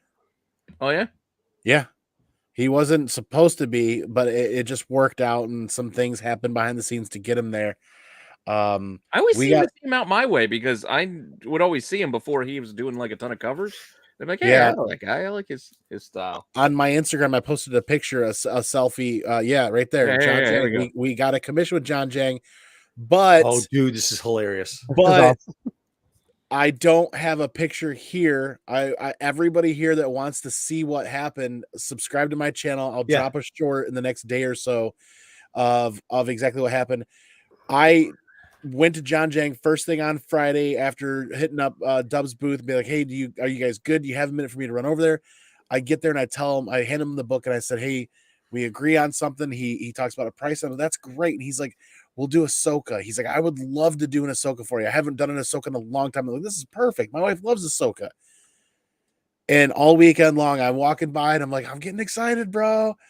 And he's like, yeah, thanks, sure thing. And then on Sunday morning, I stopped by when we first get there. I'm like, hey, we're running a little bit late, but we're here. And he's like, I'll be here all day. Don't worry about it. Then he's like, but don't get your hopes up. I'm like, what? What does that mean? Who does that? And I'm like, wait a second, what is going on here? And too busy. I'm trying to think if the photos, if you slide over, if the photo is shared in there or not. I don't think it is. I think it's on my channel. I didn't think I did multiple. No, I didn't. No, this is the only one I think. I can try to click on the things. No, I am gonna pull up what happened. So Sunday, a little bit of time passes. I'll pull up and I'll share my screen so that you guys can. I was so pissed when you came up and showed us this. I was like, what? Oh, I go, what the fuck? So and then Andy got me on this one. But who says this? What artist says don't get your hopes up? And I'm like, I've never I've never been told this before. That's a bit weird to say. And so Andy does come up to us at one. It was me and somebody else, and he's like, dude, man, this guy said don't get his hopes up. I paid X amount of dollars. Look what he drew me. It's really cool. and he shows us. And so there it is. This is he opens the book and puts it out right in front of me. And I'm holding the phone and I'm recording. Oh, there we go. All right. I'm recording, and that's this Ahsoka sketch he shows. And now it's kind of hard to see. Some people might have tiny little closely. But if anybody watching this show knows what an artist caliber of like John Jang or Donnie Cates or somebody, Ryan Stegman, somebody, what they're going to charge for a convention sketch is not cheap. And he only had 2 slots available. I got one and Skeff got the other one. And so he completely trolls us with this. And I'm in shock looking at this thing. And I freeze and I don't know what to say. And he's just kind of staring at me. He's smiling. I finally look up from my phone, and I'm don't like Harley Quinn with the thunder sticks? I look at him and I'm like, "You're about to flip the page, aren't you?" But I didn't say it as a statement. I said it as I hope you're about to flip the page right now because I heard he paid you cash, and I'm like, he totally trolled us, man. And you can drop the screen and pull up the IG again. Yeah. And we gotta go back to this side. He right after that shows us that sketch right there that my wife was holding, the actual sketch, which is a full page Ahsoka bust that he did over eating a DoorDash Buddy's pizza because he's like, I want like OG like Detroit style pizza. Lo and behold, there's a Buddy's not far from there, and he DoorDashed that and ate pizza while he did our Ahsoka sketch that weekend. Oh, cool. So I'll admit, John Jang is probably one of the coolest artist interactions I've ever had at a convention, where he literally trolled us and then drops the baddest Ahsoka sketch I've seen live at a convention. What I think is funnier is the crappier one. It still has like that same pose. Yeah. Yeah. I think he was trialing it out, and then he realized that he didn't like the paper that was in that book, which is fair. Different artists, different styles, different mediums. And I kind of told him, I said, well, we're using this book because it's kind of like a trial of memories, or it's a memory book from all of our conventions. So he left that in there as a placeholder, as a trial piece to try out the medium. But then I'm so glad that this happened, because now we can frame and hang this up. Whereas our sketchbook, we wouldn't be able to do that. Yeah. Yeah. So technically, you got 2 sketches from John. Technically, I got 2 sketches. He did. I'm trying to figure out how to title this YouTube short that I'm going to make from this, to say we got 2 sketches instead of just one from John Jang or something, or John Jang trolled us or whatever. You got me. Or he laughed and fucking laughed so hard at me, and the look on Sarah's face in that picture is still of oh my god, what just happened? That was hilarious. That's awesome. Yeah. No, he's a good dude. Like I've been into him before. I don't go to a lot of conventions. He doesn't live in Michigan anymore, but he is a Michigan native, like born and raised Michigander. Great state of Michigan. Yep. There you go. Yeah, dude. Actually, I think it was Ryan, because then you went around to the con, Andy, and started scamming everybody with it too. Just I'm like, let's keep this going. This is great. And he's deadpanning it. Like me and Obi were like looking at each other. Andy says this, and you know my opinion. Like, I'm always like weird anyways, because I'm like, man, it's expensive as shit to get this done, and I don't know how people are gonna react. And he's like, look at this cool sketch that he did for us. And I look at that shit and I go to Ryan and I go, oh, fuck no. Should we say something? And then we turn back, and then you see Andy. He's like, nah, just kidding. He opens it up. Didn't Ryan say something like, no, or like, he goes, wow. He goes, that's a lot for that. Yeah, that's what it was. I was just looking at him dead in the eye. I was going, "Oh shit, man!" But then, give you like a huge profile shot, where I'm just doing like goddamn quick profiles. Yeah, dude, it was fucking hilarious. It was hilarious. It was a very long pause. Yeah, but that's what I'm saying, though. That's what I'm saying. It was like that's the type of vibes that were at that con, though, and I think it had a lot to do with the people that showed up. I mean, it really did. There's a lot of great people. There's a guy, John Connolly. I'll show some of his stuff later too. And he had people just walking around looking for him, and he was in like third row of stuff, and he had some great art. People were just really happy. They were really happy with. I think it helps vendors out when you have guests who treat their customers well, right? So if somebody comes to you as an artist and they're just super cool to you, it helps us out, because This lineup that they put together, which at first I was like, we got a bunch of voice actors. No offense to Donnie Boy, but he's back. Okay. But he actually had a real table this time instead of what he had last time. And then, it was hit or miss with some of the other people. I was like, I don't know how this is going to work out. They're cool people and all, but I think it did keep the vibes because they had parking 2 miles away and people were walking that. So they were walking 2 miles to get in. You have every right to be pretty pissed when you're coming. And at one point, wasn't it fucking like Friday? I think it started raining or some shit, wasn't it? Oh, yeah. Was it Friday? Yeah, it was Friday. Friday it started raining. You want to walk a half a mile, even a mile, and rain? Not me. Friday was perfect when the line was all lined up outside and they were opening up at like noon. Everything was perfect from like 9, 10, 11, noon. They let everybody in. Then once everybody was in the con at about like 2, 3, 4 o'clock, it started raining and it rained all night. Did you guys? So they started a new way of letting people in this year, and I don't actually understand why they did it.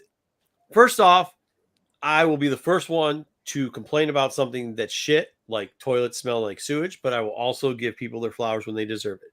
There is a new lady who has taken over Motor City Comicon, dealing with vendors and everything else. She has given us an extra hour to set up and an extra hour to release. Now, I know that the truck thing at the end where people brought vehicles in, it was a misunderstanding. I get that because they want to have all the tables and everything out of the way before vendors get in. But thank you very much because that made a huge difference. She also now let people in at the beginning when it opens up. You could go in the exit door to the left. That's by the ATMs. You could go into the one door that's right by us between the bathrooms and the open doors right there. And then you could go in by the signing area, right? Appreciate it. It didn't seem like a lot of people came in, but there was a big flow. But this is the problem where I have a problem. What sucks as a vendor is watching all the people from the way left doors walk in and scooch right past your shit and go like, because now how it used to be set up is vendors used to be over on the left side, right? They used to be on the left side, but you'd open up the middle doors and all the people would come in and they go one way or another and they'd hit the vendors first before they went to Artist Alley or they'd go to thing. Now they start on the left side, so they hit Artist Alley first.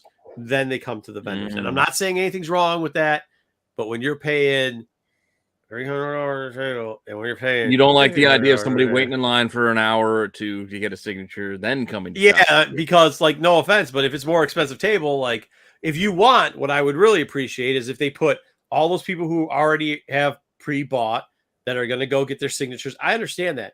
Put them on the right side. Everybody else, put them either in the middle on the left side and let them come through there because it. Well, what I still don't get with Motor City, and I love Motor City to death. It's my hometown con all the time.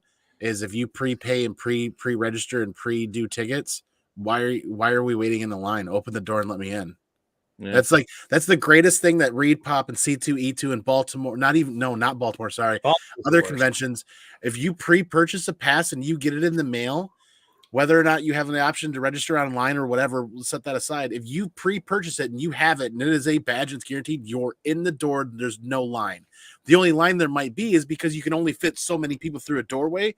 But Motor City still, year after year, year in and year out, a single file line of people, triple wrapped all the way around the building. And at 9:30, the doors opened on Saturday. By noon, the line was still double wrapped. And at that point, you should have everybody on the con floor within 2 hours. So now this is what I'll give them in the past because they only open the middle doors and the one on the right. I can understand the flow level, but this one, it was very light flow coming in. So if you're going to open all three doors, you're throwing me off with the light flow. Like, what are we talking about here? Traffic flow of people coming in at the start. Part of that is, hey God, it's me, Margaret. Part of that is so many people line up way earlier before anybody from the convention is there to open any doors and stand outside that everybody sees a line and automatically starts forming a queue, whether they have badges or passes or not. So a big portion of the people waiting in line might not have badges, but an even bigger portion of the people waiting in line have passes and they just sit in line, whereas they should be able to walk right inside the door. Yeah. So people with wristbands can't just walk in? I don't know. I've never been through the front door of a con. Nope. That's why you get wristbands in advance. Every year that we've done Motor City, that we've purchased passes, and I didn't work for you. Like this year, I worked for you, which was a totally different thing. You worked for the wife. You didn't. I'm an employee. CEO, the Savannah, the CEO. The CEO, yeah. We'd have to wait in line, and every time I'm like, I've pre-purchased. I have badges. I would have Sarah wait in line just in case, and I'd walk all the way to the front. I'm like, we've prepaid, and your doors are open right now. I want to go in. You can't. You have to wait in line. Why did I prepay and pre-purchase and have badges shipped to me then if I have to wait in line? Andy, submit for a press pass for your channel. I'm working on that. The verbiage online says that because I don't specifically work for a news channel or a news organization, I can't. And certain cons, cons are different. Or you just always ask us and we'll get you. Yeah, but I'll say like Baltimore.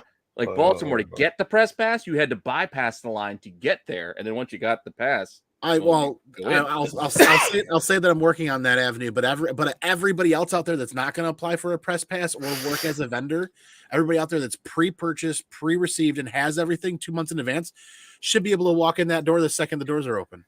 Yeah, it should. It's just like if you got your ticket stub ripped already in a movie theater, like you just went to the bathroom. Hey, look, I'm going to get back to my seat.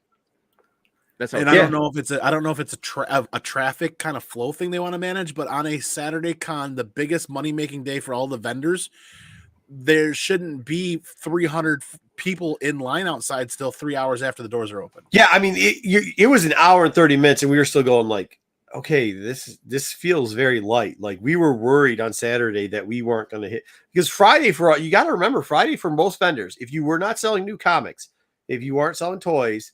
Comics for most vendors, it depends on what toys too. If you are selling crafts, it was very light. It wasn't just us. It was a lot of people who had light Fridays, and then you worry when the when the numbers show up. But how then would they have handled that? If you had said that you were already inside and you had to run outside real quick, you're like, you already got me. Like, see, I got my badge and everything. I just had to run outside to go to the bathroom or had to grab something. Maybe it's an education thing with the third party company that's hired to run the doors or something like that. Maybe it's a training education level thing that they can work on fixing. Well, I will tell you this on Sunday morning. Like you've been in there already. So there's two different securities. There's Showplace securities and there's the Motor City security. So I'm referring to the Showplace security, not the Motor City security. Yeah, I accidentally ran into a meeting of those two minds, and there definitely was some talk about what you just said, Andy. Okay. Dub, you would have too if you got there on time, but you were late. So, you know, I would have been at my booth anyway. I don't get to wander the floor like some people. Yeah, but we got to get that as a clip. Where is it? Yeah. Dub, where you at, bud? The Dub, where you at? If you were there, you would have had all those insights. I will say best use of tarps I think I've seen at a con, because it took literally 30 seconds to set up and walk away. Oh, I will tell you, I actually dropped your tarps on the ground one time because I put my Red Bull in there to film that last one, and it's like, what the hell? Put it in there. What?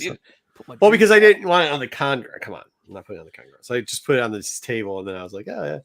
And then I went back to reach it, and the thing traps you.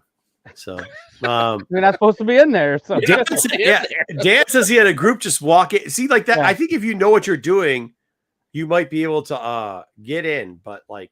Yeah, maybe like Andy's right, like education, like maybe the people didn't know where to direct people to. Because I think it was last year, I remember like I had a vendor badge. I had to go outside to like try to like somebody wanted to pay me with PayPal.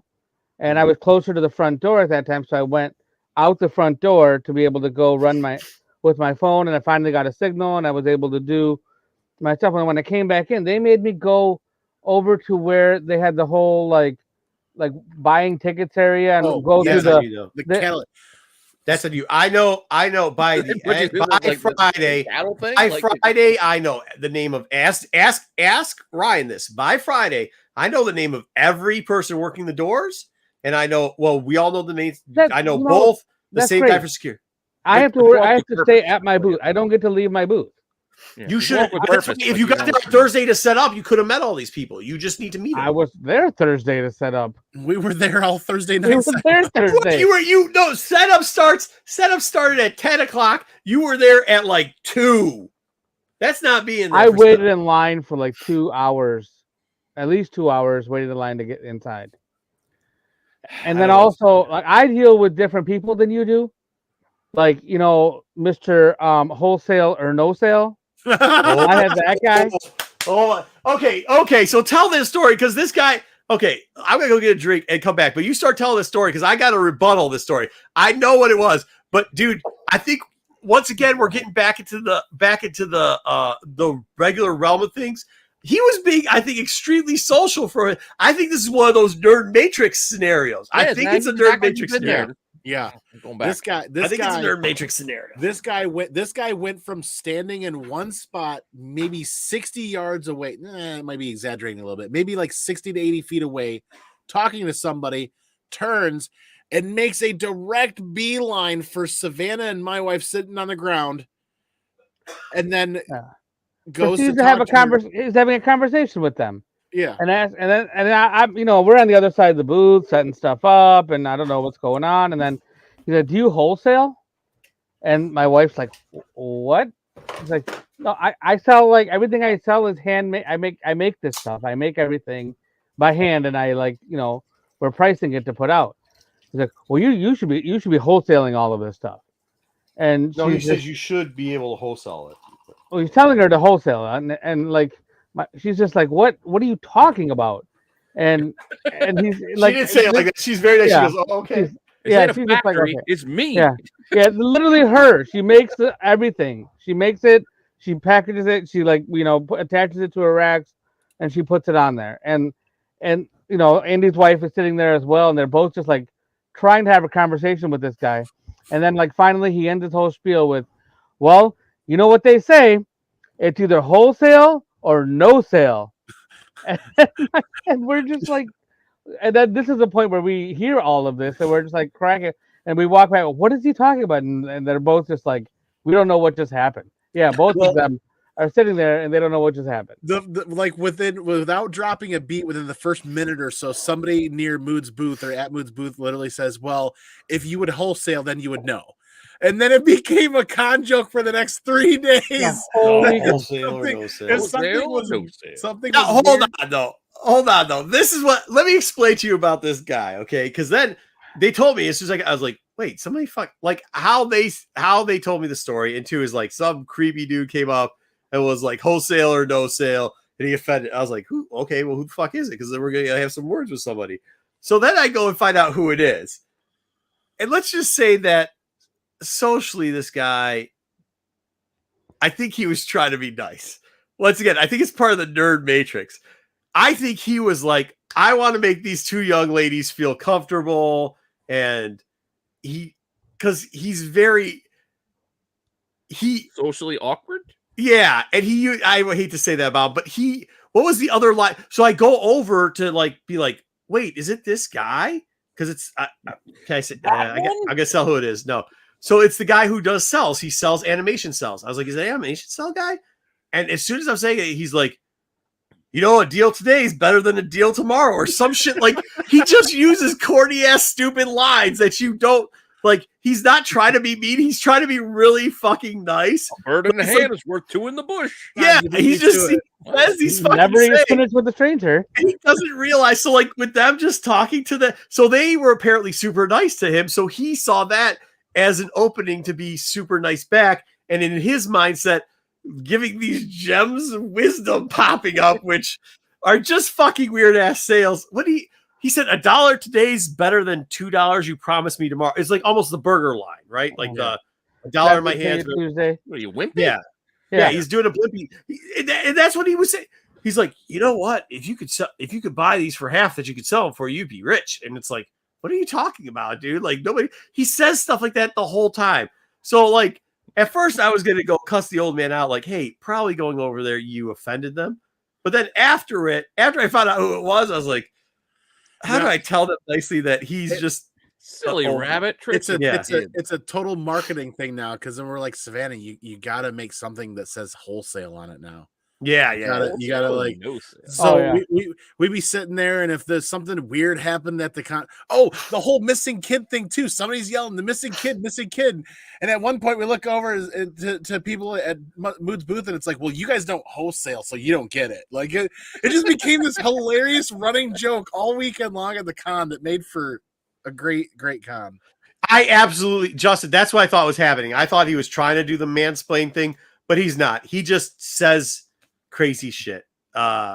It's not like not appropriate. He just, I don't know how to explain it, dude. He's just weird. I got to bail, guys. I hate to Andy. break it to you, but no, thanks for. You stayed 30 minutes longer than you said you were going to, or maybe 40 minutes. No, I mean when it's Motor City Con and it's the home team and it's the home con, it's kind of hard not to. It's always fun to have you, Andy. It's good to see you again, man. Dude. Yeah, I don't know if I said that, but at the con, I was really happy to see you, man. It was good to see you. I saw you in Baltimore, but I get to see you there. It was really fun. So I will be at Heroes Con next month. Otherwise, I'll be looking for a lot of the regional stuff around Michigan coming up. Nice, cool, man. Awesome.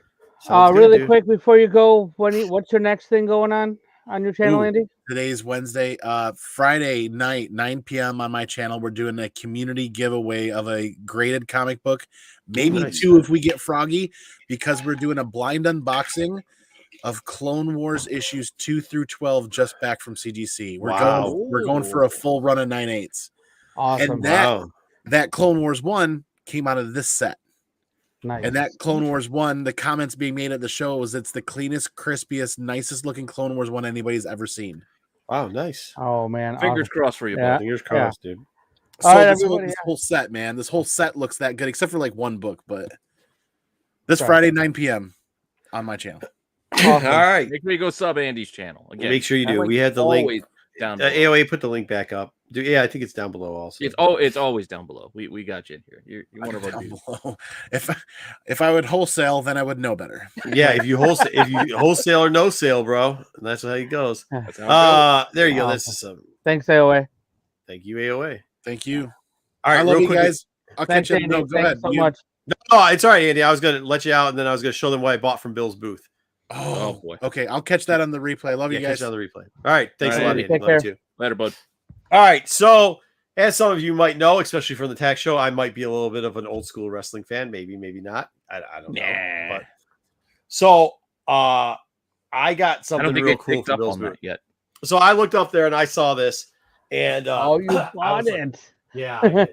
So it's like Dub knows what you got now. So just real quickly, down in Ohio, it's like me and Bill got a conversation about how good the Midwest is, and I know that a lot of people on the West Coast and stuff always complain like we don't have cons like that in Canada, and it is because, as you heard, like every artist that was coming here were like, oh yeah, by the way, originally from Michigan, originally from you. There's a lot of comic stuff happening in the Midwest. Like there is, it just naturally is. One of the things that happened in the Midwest is down by Canton, Ohio. There was a printing group that would print out Valiant stuff, and a lot of you got one of the Valiants, huh? Yeah. So there's a guy that lives down there still, and a lot of these people did. There's a lot of DC stuff that happened down there, because Superman and everything like that. But one of the printing presses, one of the more familiar printing presses there, they'd hire people to take in the proofs, and then they'd get them printed out there and everything else. So he came across one of these guys. And this guy still had some of the copies that he never gave out. They were just literally printed off the printer, and then he had an extra couple copies. And one of the extra couple copies he had was this one. I'm gonna make you. Yeah, so it does look big. So it is big. So this right here, the natural disasters. Yeah, very interesting. And the Road Warriors. Yeah, Legion of Doom and Hawk and Animal. Hawk and Animal. Both now. Earthquake and Typhoon. The one was Earthquake was a sumo wrestler for the longest times. Yeah. Mm-hmm. So here's something that's very interesting about this. So this is number 5, 1992. It's the second series. They did an original wrestling series, and then they did a second series. There's something that book and this book both have in common. This is number 3, I believe. It is. Oh, yeah, with a Mountie. It's the Mountie Big Boss Man. Yeah. And there's those Battle Mania ones. Those are not easy to find these days. No. So this has got Ultimate Water and Sergeant Slaughter in it. Is that the? I think that might be the, because there's I want to open them, but I really don't. I gotta get crappier copies of this. There's actually pinups in it. This one is Warlord and Hitman Heart. This one I think features a Jake the Snake story with Sid. But the funnier part is, do you know who the artist on the cover was? No. Dub, do you know? I don't. Ditko is the artist. Oh, that's right. That's right. Yeah. He's the artist on the cover. He did the penciling covers for both 3 and 5. And like 5 is really tough to come across. Like when you say mint, like they're mint. I mean, they came right out of the back of the box. I mean, like this is like show the other one. It came off the printer. They're now they are they're oversized. So it's I was gonna say they're oversized, like more. They're close to magazine size. If they're almost close to magazine size. So I don't know how I'm going to display them. I'm definitely keeping them. I'm not going to tell you I paid for them because, as usual, Bill's going to tell me that I bent him over for them. But unimportant. Huh? Unimportant. The price. Yeah, it's unimportant. But I've never seen them in that good of a copy, and now I'm kind of mad because I love opening them up and looking at the pinups and reading the articles. But I won't do it with those 2. So now I got to get 2 other ones. I think even like crappy copies of 5 sell like $30-$40. 3's probably a lot cheaper. 3's like in the $20 range for crappy copies, $10-$20. So I think I did those ones. I'm not fixing my mic. I already did. The last time I fixed my mic, the thing flew out and broke everywhere. So I'm not going to do it. Well, you gotta move it. When you lean forward sometimes. Which is the one? Yeah, I know when I lean forward. There's one that's supposed to get you from 360. I just have to figure out which one that is. Oh, anyways, the 360 one? Yeah. I forget which setting it is, but you're right. There is a setting. I don't use it because I don't like wearing headphones, so I don't want you guys hearing the reverb from the laptop. Wayseeker, if you're in Canton, Ohio, go see Bill. Tell him I sent you. If he likes you, he'll take care of you. Why would you go to Ohio, Wayseeker? Dude, we're walking down the aisle one time. Ohio.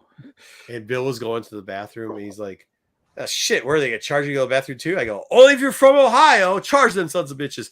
And somebody goes, hell yeah! Like, so cheer for charging people from Ohio to go to bed. It was funny, dude. It was funny. Doesn't matter what he said. He said Ohio. As long as he said he hates Ohio, hell yeah! Yeah! Hell yeah! Get him. So it was funny. It was, like I said, the vibes on the floor were good. The sales kind of turned out really good. I was surprised. We're seeing more and more pre-code horror. And the prices on them are actually pretty reasonable. They're below eBay prices, which is nice. And they're not graded, which is also nice. So it's kind of cool to see some of these books come out of the drudges. Dude, check this. We got some more stuff for you. We got a couple comic reviews, a couple other things. Oh, we still got the news. Oh, we got a bunch. The regular. Oh, so this is the guy I was talking about. I don't know who this guy is. Oh. Yeah, his name's John. We'll the see booth, not the guy who just walked by. Yeah. No, in the booth. No. Okay. If this thing stop, if StreamYard makes it so it's not making me sick by watching this thing. What? It's just like you can pause it. Pause it. This guy had some sick art though, especially for Star Wars stuff. John Conley or something. I don't know, dude. Whatever it was, that Thrawn shit was cool. I probably should have. Well, that's how I noticed like John Jiang before he started doing like these covers. You know, they did. There it is, John. What's his name? Is he had like prints like this up. That's how I John Corrin recognized him. Do you guys know who? Oh, Joe Corrin. I don't know who he is. Whatever he is. Yeah, somebody knew. There's like 5 people asked where his booth was, and I was like, wow, damn. He had some cool. I mean, I know John Corbin, but that doesn't. You can see, you can see his name on the side. It's John Corrin. No. Corrin. I don't know if he was just a local guy that everybody knew or whatever, but people loved his shit. I do like that Winchester Brothers right the there, Winchester like that, whatever that is. That's on his iPad. That, EC Comics kind of vibe, but yeah. natural. I dig that. Dude, he needs to do some variant covers, dude. His shit would be great, man. He was a cool guy to talk to. Nice. Oh, I see. That's a pretty cool Thrawn back there. Even better, but he's been doing that since like 2008, 2009. Oh, so he talked to the Dirge guy. What else? Does he have another costume? Is that his only one, or has he got something else? No, he does. All of them. Cosplay expert level cosplay. Right. Remember Tom? Like, you seen his Dirge when you met him? The armor costume when we were leaving. You were. I can't remember what he says. What the other guy plays. He was out of fucking look at that grievance, dude. He was out of costume. Mario. Long hair. Yeah. You don't see it all the time. It was just cool to see that one. Oh, he had a mask. He's trying to explain to her who Dirge is, which is really tough to explain when you don't know. Wow. Well, he's kind of like a Dalek, but if you don't know Doctor Who, you don't know what Daleks are. But... Yeah. I talked to him for a long time. He was really cool. His name is Joe Corroni. Corroney. Yeah, He has that's his been name. illustrating Star Wars officially for Lucasfilm for over 20 years. People do Other it. studios, licenses, and publishers include Disney, Marvel, Star Trek, and CBS Studios, and Stranger Things for Netflix. Ryan says So he does he's been trading around. cards, some of the Topps cards. Yeah. Well, we probably should have known him better then. I talked to him for a little bit. He was really cool to talk to. I'll tell you that much. I might have some Marvel cards coming. I don't know what set. Nice. My dad said he bought some Marvel cards for me. Oh, here we go. Wait, what's this? Oh, what's that? Oh, Dub's still not here. Let's see how far you got set up. Day one. Hardly Day set one. Up. Barely set up. Dub's still not here. Dub, you barely set up. Barely set up. Look at him saying Yeah. like he's set up on Thursdays. No setup. Is it 9? It's set up behind the tarp. You're late. He's No, just he does. There's there. not. No, because the outside wall didn't get 853. set up. Yeah, there we go. Dub, 853. Oh, 853, still not there. This is day one. This is day one. He wasn't there. 853. Jesus, Dub. No Well, wonder look, you that didn't sell. person's is covered up too. That person sells posters, doesn't it? I thought maybe they sold swords. All right. No, that's Ramon's. That's Ramon's place. He sells posters. It's There was a piece, dude. Hey, listen to this shit. There's somebody who went in there. Okay, chat. Let me know what you think about this because I think there's two people at fault here. There was a vendor who on Thursday decided that they were going to take the tape on the floor, the tape's out where your spot is, and move it bigger so that they could get more room on the floor. And then they built out after that, right? That's a no-no. You don't do that. Wait, so they So before the show starts, little background. Before the show starts, the promoters of the show, and they make little corners around your area of where your booth is supposed to take up space. yeah, dude, you're in So this spot. you got to stay inside the square. Yeah, which is reasonable. Whatever you want to do. Yeah, makes So- sense. That happens in a lot of places. Normally it's a 10-foot by 10-foot 10 booth, foot so by you get 10 foot 100. booth. Yeah, exactly. 100 feet. Okay. 100 feet square. So guy does that on Thursday. So wait, he moved the tape. Yep, Picked picked up the tape up off the moved up floor, on Thursday. moved it out. But what about the tape of the place next to him? Because otherwise it won't match up. Yeah. Yeah, well, it doesn't. It doesn't. But it's okay. Well, because it was on a corner. It was on. He's Okay. not thinking long game. He's, got the other He's guy definitely not. too. No. But here's the thing: the what do you call it? The promoter knew he did. Saw him do it. Oh well, there's No, that. hold on. Somebody saw him do it. Somebody saw him do it. Yeah. Somebody. Well, the promoter, sure as shit, Thursday night knew he did it. Yeah. So he knew he did it on Thursday night. So what? When would you figure would be a good time to go over to that guy and go, "Hey, dude, put your stickers back there or get security to do it"? Would you figure Thursday would be a good time? Would you think Friday would be a good time before the show started? Because it opens up the doors at what, 8 in the morning, and you have till 12. Yeah, Do you think- probably before the show starts. But you're going to tell me it was after that. No. So 30 minutes before the show starts, he tells that guy. But to make it look like he's just not targeting that guy or just randomly did it, they're walking around with a tape measure. And they're trying to tape measure everybody's spot. So if you were 2 inches over, yeah. Hold on. I just happened to come prepared for this bit. Yeah. No, he did that. They would keep going back and forth. Now this is what I'm going to tell you about this. 30 minutes before a show. If you want to do, first off, that guy was wrong. If you want to wait for 10 minutes before the show and then tell him he needs to get his shit done, go ahead. I'm okay with that. But for the rest of all the vendors that have been working hard, that all of a sudden they didn't do that and maybe like something got kicked because he also goes off the posts that are not like they're flimsy as shit. Like, don't sit there with a tape measure while somebody's finishing up their setup, got 30 more minutes and trying to get it down, right? Like that's kind of crappy for everybody there because you had a bunch of people in a panic because you're like, wait a minute, what's going on now? We already set this up, our whole thing's set up, and you're coming down to supposedly tape measure everybody. He really, I don't think did, but at least try to put that fear in people. I didn't think that was the coolest thing he could have done. I think he could have just gone on Thursday and said, hey, look, we saw you move the tape. You can move your shit back or you can get kicked out. And I think that's probably, I mean, I don't know what the chat thinks, but I think that's probably the better way to handle that. Probably, Disagree. but then he would who saw me move the tape? And then they go, Who cares? That guy. I don't know, man. Well, but the point is, why are you? Yeah, I mean, the point isn't like you got to get that guy, get it, but like, why are you taking it out on every other vendor? Because one guy screwed it up. You know what I mean? And plus, it wasn't like a swords guy or some shit. It was one of those fucking guys. who are just degenerates, anyways. Is Pops guy maybe? Who knows? One of those fucking guys. I need more space. Dubs, do you have any comment on that one? I don't know who did it, but I definitely put the fault at the guy who moved his stuff. Yeah, but you definitely also didn't have your thing measured 20 minutes before the show started. That is true, but my location was moved the day after I got there, and we hadn't quite unloaded too many things, but they moved my spot, so I had to actually move from where I was supposed to set up because the guy who was supposed to set up my spot didn't like his spot because his display wouldn't fit there, so they moved me around, and I actually ended up with a much better spot. So I was good with it, but I was not planning.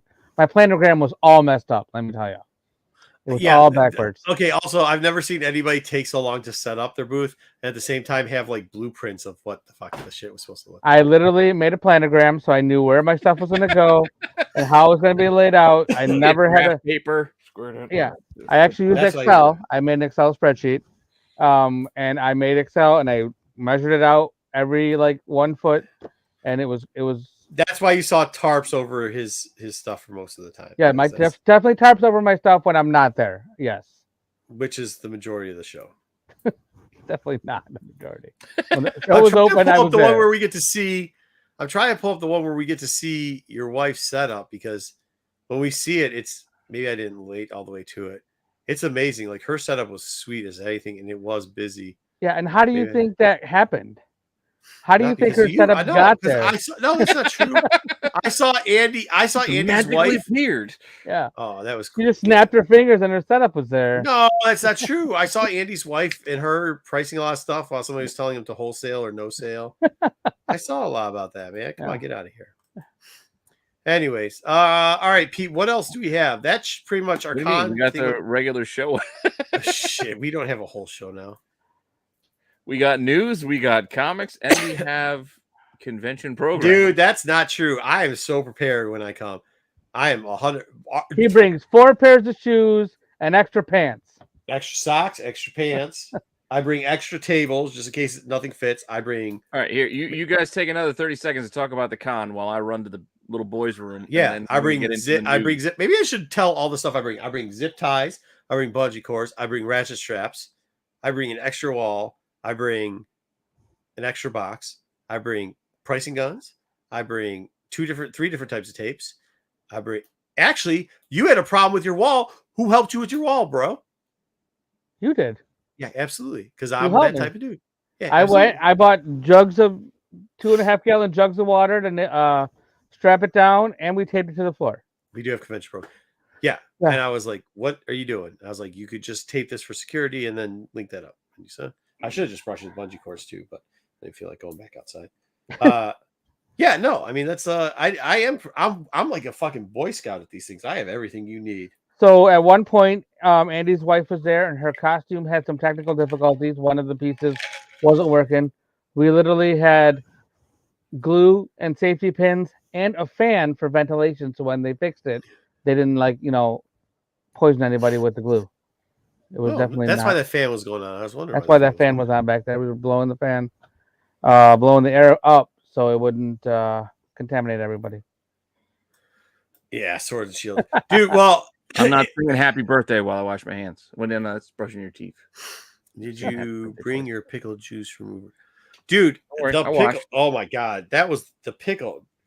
I don't know if we can set up there anymore. If the pickle factory is going to be there, to be honest with you. I do not. I carry 2. I have 2 backpacks that I carry, and then I have a long box that I have some stuff into, or in the short box. Like some of the ones that are just there, just in case somebody tries to get behind our booth and start digging for the wall books. They're pretty much just going to find supplies and shit. So, well, we did the show backwards because the long segment is usually the tier list that goes last, but we did it as the con recap first. We can get the rest of this done. 20 minutes a seg. Let's go. We gotta. I'm dying here. I'm losing my voice. Let me run the thing, and then we're going to start in on the news. Where is it? There we go. Dubs News.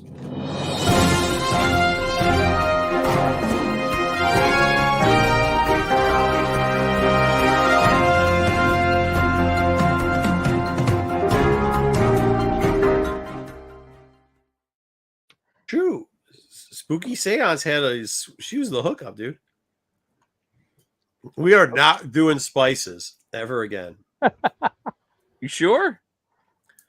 We're supposed to do spice blends, remember? I thought we're gonna do sauces too. Aren't we gonna do sauces? Yeah, we're gonna do that the next time we do Western and sci-fi, because that fucker was a banger too, dude. Western and sci-fi, like spice blends and sauces. Yeah. Barbecue.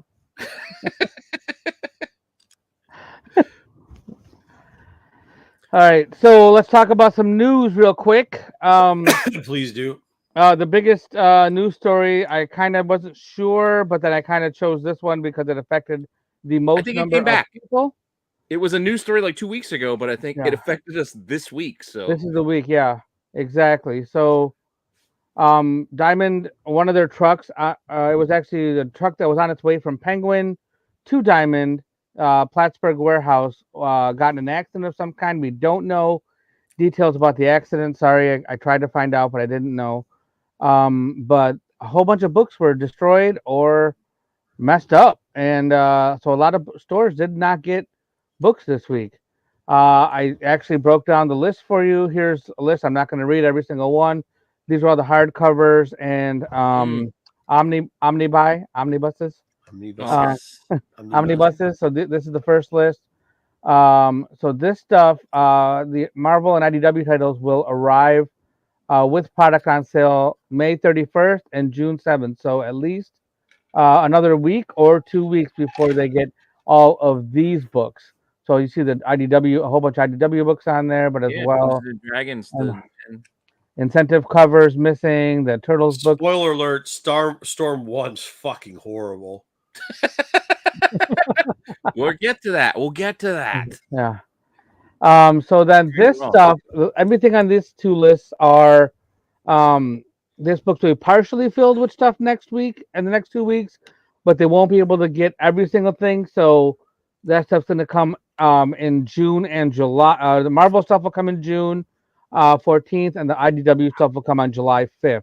So if you don't get this stuff in the next couple of weeks, don't freak out. It's not limited. It's not rare. You will get the books. Marvel is just having to restock and get them to Diamond, get them to the warehouse, then get them to Diamond, and so they will. Oh, I mean, I can't believe how many people are knocking down the door to read fucking Vader 2 black and white red, because that shit's just fire, bro. Well, I like the one cover. It's a comic book, not a comic cover. It's a comic fucking book. No, I know. Well, I'm just saying there's still books in here. The one shot for Fury, right? You might want to check that out before Secret Invasion. Spider-Man 2099, Hallow's Eve had some good covers. I know it's a book, Marco, but a lot of people collect the covers.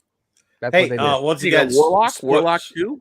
Hey, real quick spoiler alert: Storm 1, fucking horrible. Well, we'll get to fucking horrible. Spoiler alert. Our next segment. Iron Man 1 facsimile also will be out late. Oh, yeah. Well, this is also for people who order, for shops that order through Diamond. So going from Penguin to Diamond. So if your stores order direct from Penguin, they'll have the books. Correct. That is 100% correct. So, but some stores still order only through Diamond. No, the shop my pops goes and picks my books up from, he didn't get them. So he was like, he didn't get his books this week. I'm like, okay, well, you could have told me. He's like, I ordered them online for you. I'm like, Dad, you don't have to buy me comic books. Like, I just let you hang out. Pete. This is your dad's bonding moment with you. He's not going to be here forever. Just let him do what he's going to do. I know, but all I'm saying is he likes to go and pick them up. He likes to hang out at the shop, talk to the guy. He buys cards and stuff too. I get that. That's fine. That's why I still give him some books to go and pick up for me. But if he can't get them, all he has to do is tell me. I have other means, other places I can go. Well, it's his job. That's him taking care of you, buddy. I know. In my 40s, my dad still buys me comic books. That's cool, man. That's actually really cool. My dad bought me a comic book once when I was 12 from a flea market. Oh. That's it. The one time Superboy book. He won't even know how to get to the comic shop. To be fair, I wish he would stop buying some comics, because he'll buy some like packs from like Ollie's. He's like, hey, you want these? I'm like, no, Dad, I don't need these. I don't want them. Like, I don't need these. This is mostly junk. Apart from the one time he did that James Bond Jr. number 12, which is the last issue of James Bond. I was like, hey, this is actually an interesting one. Anyway, let's move on. There's actually one book. This book right here. It was a special note about this book. IDW's Dead Sea number 6, cover C, done by Freddie Williams, will be partially filled on the 31st and June 7th. But if your store doesn't get it, they're not going to get it. So for whatever, if you need to have this book and it's not there by June 7th, then Dead Seas. Dead Seas number 6, cover C by Freddie Williams. Yeah, it's Freddie now Williams. People are going to be texting us after the show's over about how this is the greatest book they've ever fucking read. I'm just saying, right. Well, Freddie Williams, he's got that Skeletor cover on, the He-Man book. You got Kevin Scott writing this book. Yeah. That's true, but don't let anybody. Yeah, but don't let anybody tell you. Don't let anybody tell you that this book is super rare. I mean, it might be, but like, if you read it, great. If you don't, it's okay if you don't have it. Yeah. Because let's be fair. Like the overall orders for this book, if there were no issues, probably we're still around like 5,000. So the fact that there might only be 4,000 doesn't really make it limited. Yeah, it's limited. Okay. Nobody gives a fuck about this book. That's the point. That's what I'm trying to say. Yeah. There you go. Well, I just trying to be nice about things. Right. That's it. All right, let's move on. We can talk about the box office report. What do you think the number one movie was this week? It's all about the family. It's all about the family. I don't know. Oh, this horse shit. Fast X. This came out. 7 million. Yeah, apparently. It's actually not. That's not that good. That's not good compared to. Look at it. I think it's down from the number 9. Yeah, like not Mario, like 9.6. 7, 8, 9. They were close to 100. Like, that's a hit. Guardians dropped a little bit, 32.4 million, and Mario's still holding strong with the 9.6. And Marco's favorite book club. The book club, the next chapter. That's the Oprah movie. No. Yes. It's 80 for Brady. It's the old ladies trying to hook up with Andy Garcia or something, I think. Yeah, Vin Diesel holding a car door and Aquaman riding a motorcycle. Diesel looks more like a big toe every day. That's fucking kind of funny. Just a quick note, Guardians is at 266 domestically and 659 worldwide. That's a million. So doing well. It's still doing well. It's still doing well. It'll probably end up under $1 billion, but definitely a step up from what we've seen recently. Yep. A couple other notes in the movies. Deadpool, the guy that plays Colossus posted on his social media that Deadpool has started filming. So they're using the scripts that they have to film what they can. No writers, obviously. We're taking the Colossus guy's word on this one, huh? That's the only guy who posted. He's also got the beard. I saw a picture. He's ready to roll too. He said filming started. I mean, he would know he's on set. Would he? Right? Is he? No. I mean, well, think of it this way. I would hope so. They could film especially like the action sequences, things like that, where you're not really worried about dialogue, but you know you're going to have these set pieces in there. You can do all that shit now. How much was he in the last movie? A good bit. Oh, was he? Yeah, the last 2 movies.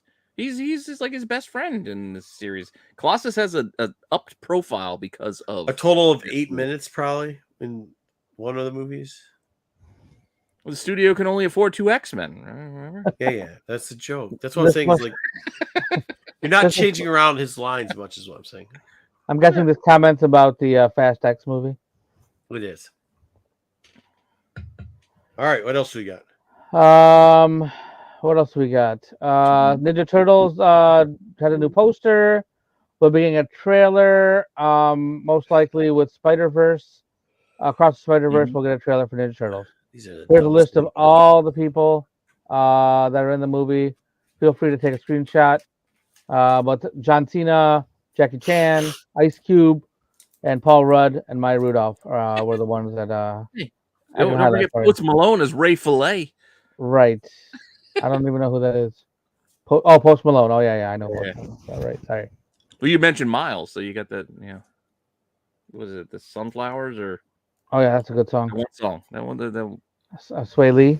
What the fuck are you guys talking about? Don't worry about it. Yeah, don't worry about it. John Cena's in this. Dun, dun, dun, dun. You won't be able to see him though. Yeah. Well, we don't want to get lost in a rabbit hole trying to explain shit to you. Name is John Cena. Ma'am, do you like to support the veterans? Do you like military views? Good. Then come down and support him. His name is John Cena. Dude, I love that. That's do one that of the best rundown bits and ever. slide in. Have you guys ever heard the prank call? The I think you told me to look it up before, but I you haven't. gotta look it up. Where they just keep calling this lady, and they go like, "Wait, don't you like the military? Oh yeah, I'm so sorry. I like to support." Okay. Do you All like right, Marines? we're on like minute 6 now. Come on, we got 20 minutes. You guys were just talking about some dumb shit. At least I'm talking about good shit. What are you talking about? All right, so HBO changed to Max and promptly crashed. The whole app, whatever, the whole, I had to download the shit. Right. How? Why? How? What? They already had it. Why? No, What? they made you all have you to missed is download who the and new where. app. Yeah, you had to They download want- the new no, app. wait. And it went going, and can you hit the extra Wait, button what there? now? So Max, the spokesman for Warner Brothers Discovery, confirmed the reports that the app did crash, but any issues had already been fixed. They say you must always anticipate issues on a tech rollout of this scale, and we can share that minor ones emerge and quickly remedied. Hold the fuck on. Okay. What? They already had a fucking app called HBO Yes, Max. they right? made you download a new version of it because it went from purple to blue. And then it promptly crashed. So this is so I'm thinking this is the dumbest shit I've ever fucking heard. This is the dumbest shit I've ever heard. It's the dumbest shit I've ever heard. Correct. I had to do it. I had to do it on all the Fire Sticks. I had to do it on my son's television. I had to update it everywhere. But I didn't have any problems. But yeah, it was still a hassle. I had to do yesterday. So this is the dumbest shit I've ever heard. Okay. You'd think it would be even easier because it was 3 less letters, so it should run even better. Yeah, it wasn't bad. I'm not going to say Why it was they just bad. run off the other thing and just I'd change do the it. branding? I don't know. I'm not an IT guy. I don't know. I don't know. Yeah. I don't know what the harm was in keeping HBO in there. Yeah. Anyway, we can move on. Anything, just get fucking rid of the HBO. Just fucking rebrand the fucking thing. Well, no, I still think HBO still tells. To me, I still see it as quality. I hear HBO. Oh, it's an HBO show. No, what I'm saying is you could have mirrored it anyway. So if you go to HBO Max, it would have just shot you. HBO. It's not television. It's HBO. 4 minutes. Okay, we're moving. ABC is considering WandaVision and Mandalorian to air on network television. However, there's lots of problems with that, being the length of the episodes are not consistent, and then also some of the stuff might not be appropriate for network television. So they're trying to figure it out. They definitely don't want to just chop up stuff to destroy the creator's vision, but they're always also They don't give a shit about that. They're more worried about how they'll have to wait a second. What kind of like pay for play deals do we have with the actors that if we put this shit on network TV? How much money it would cost them. So yeah, but you might see Mando or WandaVision or something like that on network television. Well, no, they also have to worry about the advertising blocks, like because 30-minute episodes or hour episodes, whatever they do. Hey, my buddy's out there in LA. He's on the picket line. I seen him. He's posting on IG. Nice. He's out there. I'm like, damn the man. Save the empire. Save the empire. I don't know, Jedi. That's just what it was. Because that is the lowest grossing DCEU movie ever. Wait, they're doing a Skull Island cartoon? So there's an animated King Kong animated Skull Island. The trailer dropped. Here's the poster for it. I guess there's going to be a monster verse type thing happening. Apple TV has some kind of movie development, and there's another King Kong vs. Godzilla. Yeah, I believe is also in development. I'm down. I love this shit. So that was a pretty good movie with Samuel Jackson. Yeah. And Loki and Captain Marvel. That was actually a pretty fun movie. So June 22nd, you'll be able to watch this on Netflix. Oh, I like Skull that. Island. Yeah. Not too bad. Bless you. There's a cough. That's Oh, sorry. So really quick here, Netflix has now implemented the no sharing policy in the U.S. So no more having a no more sponging off of somebody else's Netflix account. Probably. So you're gonna have to pay for your own. Yeah, let's see how many people fucking still How have are they gonna Netflix after this shit. I don't have. They already Netflix. did. They already did. They started sending messages to people who, if you do it, you get notifications that you can't do it anymore. Sign up for your own account. And you know what kind of sucks for me is that my dad stole my Netflix account. So you can't use it at all? Yeah, because Is that why he still buys you comics? Well, no. I was letting him use mine, and then somehow through his cable, he took over the billing of the Netflix account. What? By accident. I don't even understand how that works. So he pays for it too. Well, he wasn't paying because it came with because Netflix was coming for free. Oh, gotcha. Comcast, and I don't know, it was a whole thing. But point being, if this is a thing, it's gonna cause me trouble because now I'm gonna have to redo my whole list, and I don't know how it's going. They said they will transfer profiles though for you if you'd like. Yeah, like I don't mind paying for things. Like I don't. Right. Yeah. Like I pay for. You pay for the no commercials and everything. I know. Yeah, I'm a convenience first type of person. Like that. Save the time. I was like, I don't give a shit. Don't worry about it later. But this was happening in other countries before, and now it started happening this week, I believe, here in the U.S. Yep. I'll have to check it out to make sure it didn't screw us up. All right, got some comics news this week, other than the truck crash of the Diamond comic. The truck crash. Diamond has inked deals with these publishers: Ablaze, Opus, and Massive, which is actually Whatnot Publishing's new title, what they're called. So Massive just means Whatnot. So they lost, Marvel, IDW, Dark Horse, but now they've made deals with all of these to make them their top tier publishers. So you'll see when you look through previews or on the previews website, you'll see these particular publishers highlighted. Yeah. I see your next story, and this is why what we found out today of who else they lost apart from Marvel and DC. Right, and IDW and Dark Horse. And IDW and Dark Horse is that they also lost. So today they lost Image. Image signed an exclusive with Lunar Distribution. So Lunar now carries DC, and they carry some other stuff like Scout, and I think it's Aftershock. But now they also will carry Image Comics exclusively. So. Because I was getting into a chat with my CBSI chat with a couple of guys, and I was like, who's going to stick with Diamond? If this goes to Lunar, does that mean Image books now come out on Tuesdays, like Lunar books? Like, yeah, I get wanting to keep. My LCS loves Lunar. They ship great, and he says you get the books a week early. Yeah, he has next week's DC books already. Yeah, you're going to get the books early. You're going to get the books cheaper because Diamond will now be a wholesaler, so they're still going to have to charge you a tiny bit more than cost. Oh yeah, their percentage is worse than so why would you pay more to get them later? No. They don't charge you. No, yeah. Yes, and Diamond still gets a very good deal for redistribution through Penguin, but not through Lunar. So, no, it's got to be close because it's the same thing like with the Penguin. Like the reason why you would. Let me think about it. So it used to be like $160 through Diamond, which you can do, and now it's like $2.20 a book. I mean, and we're talking pennies, but it still makes a difference. Well, not through Lunar though. Lunar will take. Yeah, I mean, it just as soon as Penguin figures it out and figures out their shipping. Yeah, I mean, we've seen this. We've kind of been mentioning this.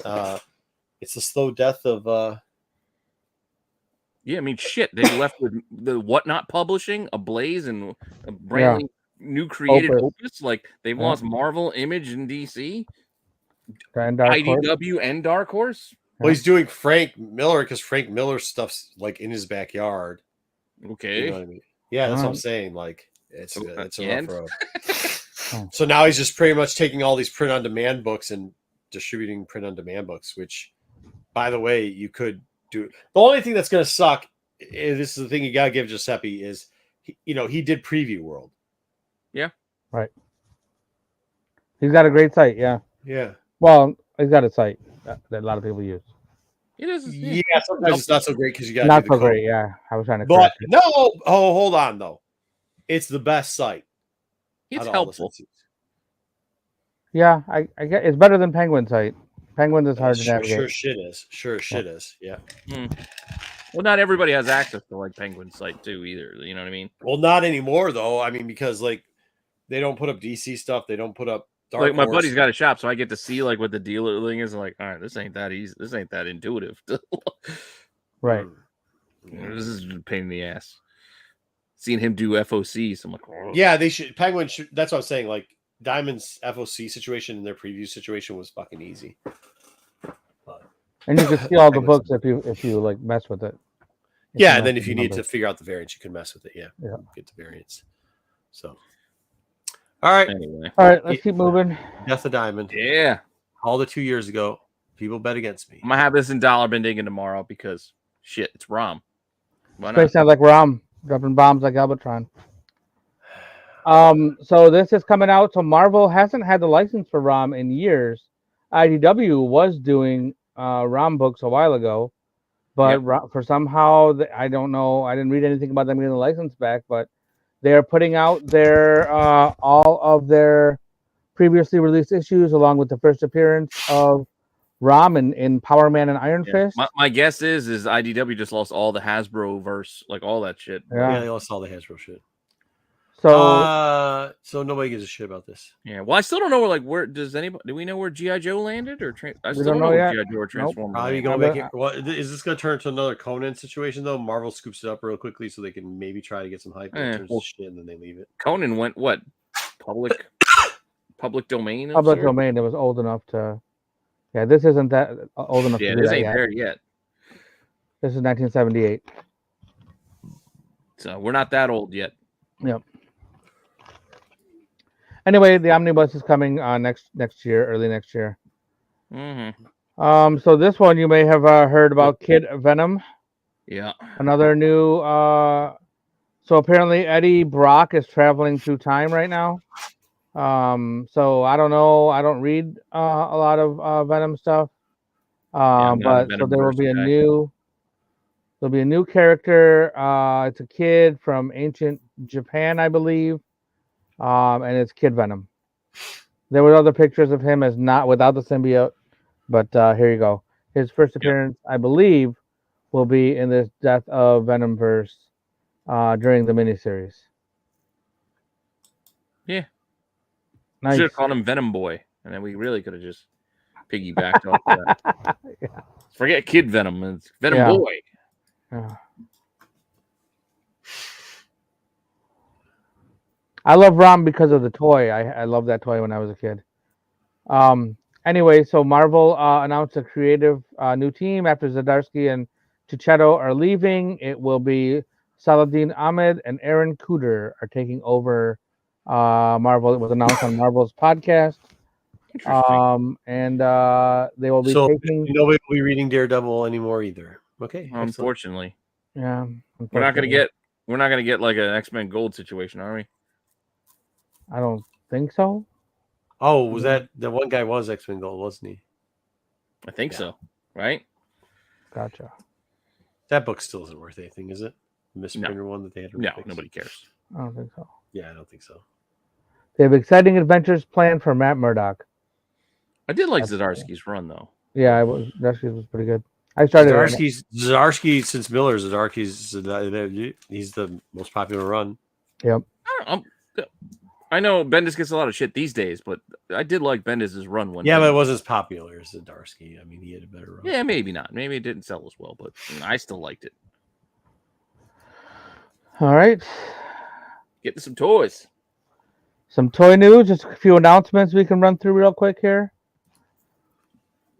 Hot Toys, along with the Across the Spider-Verse, announced They teased us a few days ago, and then just today, I saw these pictures of the Spider-Man 2099.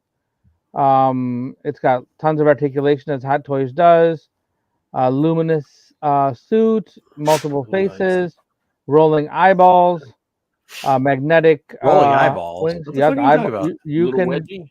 pose the eyeballs to have them look in different directions. The You can make them fuck? cross-eyed if you want. Separate rolling eyeballs. All right. Yeah. Fucking A. How much does this thing cost? There was no price, but usually Hot Toys, I believe, are around 400. They would just they're drop the 100, picture yeah. there. Yeah. So I'm gonna guess at least 3, probably up to could be anywhere between Yeah, 3 I and think 4. they hit things to like 280 to like 380. They always have Depending on the figure. Yeah. So, but they also are giving us Miles. You can go to the next one. Yeah. Miles and Gwen as well. They did not show us any Gwen, but they had a Miles and Gwen out from the first movie. So they're probably just retools of that. But this Miles looks like he comes with a lot more stuff. He also has rolling eyeballs. And he has another head that Separate has rolling eyeballs. Separate, sorry. So it looks like he has a mask that, or a head that has the mask up so he can talk. And then he has a full Brooklyn jersey and jacket and everything. So who buys this shit? The folks with more money than me, because these are too for my way too expensive. People buy them. I know they do because they keep making them. For what reason? They're nice. They're very nice figures, but I just don't. I bet you're high-end collectors. Joke, but I'm not going to.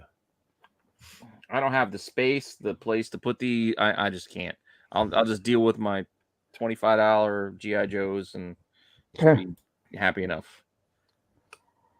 So yeah, AOA's got a point. They're probably 300 plus. If their eyeballs now move, that's got to be extra level articulation because you got to get them in.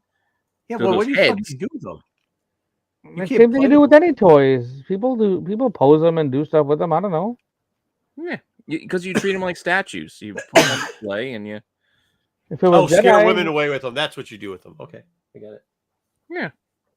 Or you have your quiet little corner of your house as your little man cave that you get to put your toys in. Okay. You're like, I rule this domain. I can move the eyes however I like. Just say scare women away. That's okay. So this was announced recently. Marvel Legends is doing an X-Men 97 Magneto helmet. So 1-to-1 scale, you can actually buy it and wear it. It is pre-order the pre-order is available now. It's priced at $199.99, and it should be available later this fall. A lot of people are going to be cosplaying as Magneto. Yeah, Jedi. I don't know if you're still here. We might have to use your super chat money, and we're going to buy you one to see if it fits. That's not gonna fit Jedi's head. That shit ain't gonna fit his head. Not gonna fit my head. The two people you can't fit the Mandalorian helmets. We should do it. We should do it, Pete. I talked to a couple people about this today, and both of them told me they were interested in buying this. Yep, there's one in the chat right now. B. That's cool shit. B's buying this. Hey, Sarth. Did you get Jedis? It won't. They never do. Yeah. We could try. Okay. A couple other Marvel Legends announcements. They announced a West Coast Avengers box set. Look at that. You get Tigra. Yeah, it's you get Tigra. Don't Pete. Nobody gives a shit about the West Coast Avengers. You got Mockingbird. You got the Silver Centurion armor for Iron Man. Nobody cares. Yeah, so this was broken down to me as a Iron Man repaint, Spider-Woman with the new head, Tigra is a repaint because she's less Cheeto-y orange, Hank Pym is a kit bag from other figures. Yeah, the only new figure in this set janitor outfit. Who doesn't want that? The only new figure is Mockingbird. So people who need Mockingbird will have to buy this set and pay $125. Jesus, get out. $125. Yep. It will be available tomorrow on Amazon. 1 o'clock. Amazon exclusive. You can pre-order. These nuts. It doesn't have. I'm hoping you open up the thing and you can see the figures inside. I would think so, but I don't know. That's all I saw. Yeah. Yeah, it doesn't Oh, boy. fit. Who keeps posting shit after I already put it up in the chat? Oh, sorry, that was me. I was Well, talking. no plastic. There is no plastic. This is shit. Yeah, so this is 2 different sets. The Squadron Supreme is already on the right side. The Hyperion and Dr. Spectrum were previously announced, and we just saw a box for it. And then the guys on the left, which is Nighthawk and Blur. I'm gonna buy these when they're on clearance, dude. I love that they shit on DC with these characters. $49.99. Some point this fall they will be available. And the Squadron, the Hyperion and Dr. Spectrum are on pre-order now. Just on time to be on clearance for Christmas. There you go. Oh, look at that. Nobody's going to care about these, unfortunately. Yeah. I will when they're on clearance. Oh, that's what I'm saying. That's fine. I'm with you. Yeah. A couple of gaming notes. The Spider-Verse will be part of Fortnite. Interesting. Yep. So they're bringing them in. They're going to Is have it? people that play Fortnite are going to love it. There's literally one fucking person we know who plays Fortnite. Well, I don't know a lot of kids. Like kids. Yeah, play he ain't a Fortnite. kid. He's a fucking 50-year-old I know, man. not what I'm saying, but a lot of kids do play. Kids that are older than my son play Fortnite. Yeah, if the Fortnite comics are any indication of the number of people that play Fortnite, there's a lot of people that play Fortnite. Yeah. I spent a couple Soccer Mom Wednesdays for- at my comic shop when those Marvel Fortnite comics came out, and people that would just come in, he just Yeah, had a stack PC behind the one? counter. Yeah, and just would like, yep, here you go, here you go, here you go. And so there's plenty of people that play this. Yeah. Yeah, but It's not us. The only guy we Yeah, know, no, the one we're too old guy. for this. One guy. Yeah. We know one guy. And I know one guy. Yep. Only one. Only one person. But he I've ever plays. Yeah. He plays and he has What he fun. said. There's also some gameplay footage of Spider-Man 2 released today. I watched it, and it's pretty good. Still probably never play it. I'll buy it and never Yeah. play it. But Yeah. Mortal Kombat 1, I guess, is a soft reboot Yeah. of the franchise. And then Amazon, I believe in Italy, put up a DLC pack for it. So you could purchase the first extra characters, and it included Omni-Man, Homelander, and Peacemaker as playable characters. rock and roll. Yep. I mean, that's kind of cool. Absolutely. I think it's kind of fun. With In Mortal Kombat, yeah, in Mortal Scorpion Kombat. Yeah. fighting Omni-Man. Yeah, right. Hey, I don't know how they depower Omni-Man enough to like make him fight, but Yeah. they'll figure it out. Same thing with Homelander. Like Peacemaker, Yeah. okay. Yeah, it makes sense. He But can yeah, fight the other people. two, it's going to be tough. Yep. And that wraps up our news. Thank Awesome. you. All right, well, Marco left an empty seat. Then we can, I guess, start in with the comic reviews to keep us rolling and try to get us out of here at a decent time tonight. Let me see if I can find it. I can just do this for fun. Get the fuck out of here. For no reason other than because I had to. Where is it? There it is.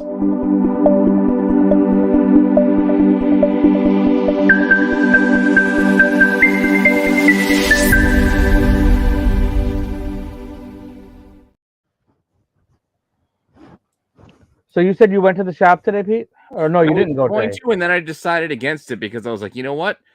Once I heard there's like, oh, a lot of shops didn't get the books, I'm like, I don't feel like going. I actually went to the shop today. So I played Call of Duty instead. Yeah, that's awesome. But no, I'll probably go tomorrow because I still want to go and see if there's any books and go kind of dig and check out some oddball stuff. Yeah, I like my comic shop, so I know my LCS, and I haven't been in a little while, so I figured today was a really good day to go because he was going to be down on sales.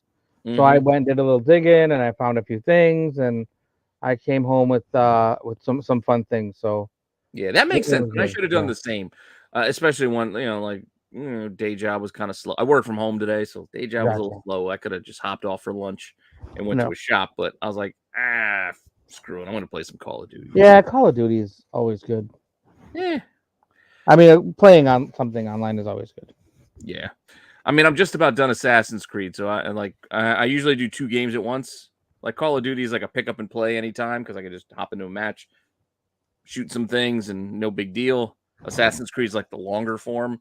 That's about done. So now I got to pick up a new longer form. I don't know if I'm going to do the Harry Potter thing, that Hogwarts Legacy now. It's like months old.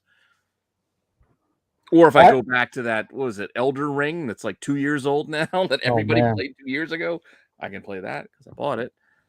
Well, as soon as I have a little time, I'm jumping right into. I got Zelda for my birthday last week, so I did get it, but I haven't opened it yet because I just haven't had time. But that's my next game. Oh my God, Pete! I started it, but I didn't get very far. Oh, good. I started when my son switched. I was like, "This is my game," but I didn't get very far. Really quick, let me show you just a couple things. I got this when I went digging today. Yeah, here we go. So I wanted to support today, so I got this book. I got this book. No, nice. Massacre. And then I got this book. Oh yeah, Afra. So yeah, he got a new collection in last week, and so super awesome that I got. Plus, I got a bunch of other stuff I normally get, like I got my Sonic ratios. I got my David Aha High Republic cover. Aha. It's Aha. I watched an interview with him in it, and he said it was Aha. You say tomato, I say tomato. Well, I say it right, and you say it wrong. You say tomato, I say fuck you. Anyway, all right, let's get into it, and we can start off with Marco's favorite book of the week. Oh, let's do it. Spoiler alert: Storm 1 was horseshit. From Marvel. Yes. This was a last-minute thing. Marco's supposed to do this, but he's like, I didn't have time. I was like, I'll throw something together. I said pass on it because nobody wants to read these fucking books. That's what I said. It was Storm 1. I like Storm. I bought. I do like this look. This is Storm's look because I like the Mohawk Storm. Yeah, I like the Mohawk too. I didn't know what was going to be inside of it. This book is fucking dog shit. So here's the regular cover A. Not great. It's okay. I like the trade dress, but it's okay. Art germ. I like it. Awesome art. I like the Icons one too. Fine. I didn't get the there's a Stormbreakers cover. I skipped that one. There's a Torrin Clark 1 in 25, and then there's a Virgin version of the Art germ, which is 1/100. Could be pricey. Whatever. What was that yellow cover? That's the Icons one. Okay. I don't know. They've been doing those lately where they just kind of the Icons, just the character and like no background. Mm-hmm. All right. So apparently they just throw us like into an old school story. Like this is Storm with the Mohawk. So they're throwing us back in time with really no explanation of why. Old school X-Men facing off against the Brotherhood. Oh, okay, good enough. They start fighting, mixing it up. Storm's leader of the team now because, at this point, Scott's gone. He walked away. He walked away from the team. So now she's in charge. I guess she's settling into the, being the leader. Hey, they run off the Brotherhood. Hey, we won. Good. Great. She starts admonishing the team after that. Like, hey, Rogue, you didn't need to do this, that, or the other. Hey, Kitty, I told you to do this, but I guess you weren't going to listen. So I'm going to yell at you too. This is dumb. It's Meanwhile, dumb. Kitty starts giving her shit. Like, what are you talking about? How are you a leader of our team? You're the leader of the Morlocks. You're this week you got long hair. Next week you got a mohawk. You're a biker punk one day, and then she ragging her. Fine. Yeah, the art is exceptionally fucking horseshit here. Yeah, the art actually was not good on the inside. Dumb. It was not good. And then, hey, we beat the Brotherhood, so hey, let's have a beach party. So everybody starts playing in the beach. Storm's off doing her own thing. She starts to have some issues underwater. I don't know. Oh, this is fucking. I thought it was at first. I thought it was Submariner that was going to come down. They're going to make out and bang underwater. Yeah, and she's sitting by herself. Everybody, and then she saves some kids, I think. And everybody else is, hey, a good beach day. Hey, don't worry about Storm. That's Rogue. Rogue is like the bad influence on Kitty Pryde, apparently, at this time. Because Rogue was a villain and then joined the X-Men. So I guess that's kind of what they're going for. But yeah, look at this art. Like this art's fucking trash. It's just not great. It's just not great. That's it. And this book was longer than I thought it was going to be. Like, Jesus Christ. Yeah, it wouldn't end. This guy, what was his name? Like Travis or some shit? I don't know. She meets some biker dude who broke down. Wasn't it Johnny or something? Is that Storm with oh my god. Yeah, that's Storm. Yeah, with the big eye. Yeah, it was not good. Anyway, like something's gonna happen with this guy. He might even be the guy here at the end for all I know. Then she comes back home to the X Mansion. I didn't show you the panel where Professor X is there. He's curling weights, like he's weightlifting because he's got to push his chair, I guess. But Professor X is like mind talking to Storm, and meanwhile he's like doing curls.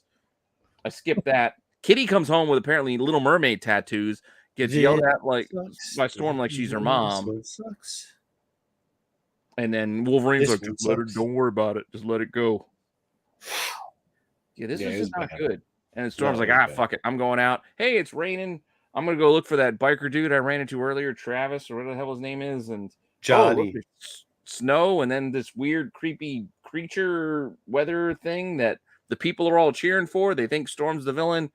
And they start fighting. And then she ends up in the ocean, and next Storm no more. I don't know. This is not good. Wow. You could have stopped after the first page. I could have stopped. I know. And I cut look at all those pictures I gave you. This was not that good. Meanwhile, over in DC, I don't know if you guys read this one or not. Did not. Didn't have time. All right, here we go. So I'll give you a quick rundown of what happened in Nightwing 104. Please. We got a couple of covers. Nightwing's been a good read of late. This is the last part of this arc. So we got the A cover. Here's the B cover. Here's the C cover, and then there's also a 1 in 25 and a 1 in 50 foil, which is a version of the one cover. Fine, whatever. So at the end of last issue, Nightwing gets gifted like Superman level magical powers by Necron or whatever the hell that dude's name is, right? Necron or something, or Neron, I think. Whatever the hell his name is. First appearance is Manhunter number 11. That's why I have that comic book on the side. Yeah, that's the first appearance of that villain. Who is, like I said, I think it's Neron. Yeah, Neron. Anyway, he gives Nightwing these Superman level powers for 2 hours. He's like, you got these for 2 hours. You got me, because Neron was trying to get the little girl. He pivoted it and said, you got me. All right, I don't want the little girl anymore. Here, take these Superman powers for a little while. And have fun. And he leaves. He has a plan of why he's giving him the powers. He's trying to like plant the seed. He's trying to, give Nightwing a taste. Almost like he's, trying to give him a free sample. You get a taste. I want you to come back and we'll work out a deal later. He's like, you can take those superpowers, try to beat me up, or you can go help your friends on Themyscira who are fighting, Gorilla Grodd and a couple of the other baddies over there. So Nightwing obviously flies, helps out the Titans. Takes care of the bad guys, and he's like, "Hey guys, look, I can fly now. Pretty cool, right? I believe I can fly." Yeah, I mean, it wasn't too bad. And then with these new powers, he's there. And then Neron is saying, "Hey, look, I got a plan. I'm gonna give him a little taste. He's gonna come back for more." This whole plan goes to shit in like 30 seconds because then Trigon shows up and he's like, "Ah, shit! Now Trigon's here. Screw this plan. I'm just gonna have to go and try to take the little girl." Meanwhile, Nightwing, with his superpowers in 2 hours, says, well, I'm going to go show my super speed that I got now and run with the Flash. I'm going to go check out Soups, tell him how much I appreciate him. Soups goes, hey, you got these powers? Let me show you. Let's go look at the world from up here and look at space. Fine, whatever. Nightwing enjoying his super-duper superpowers.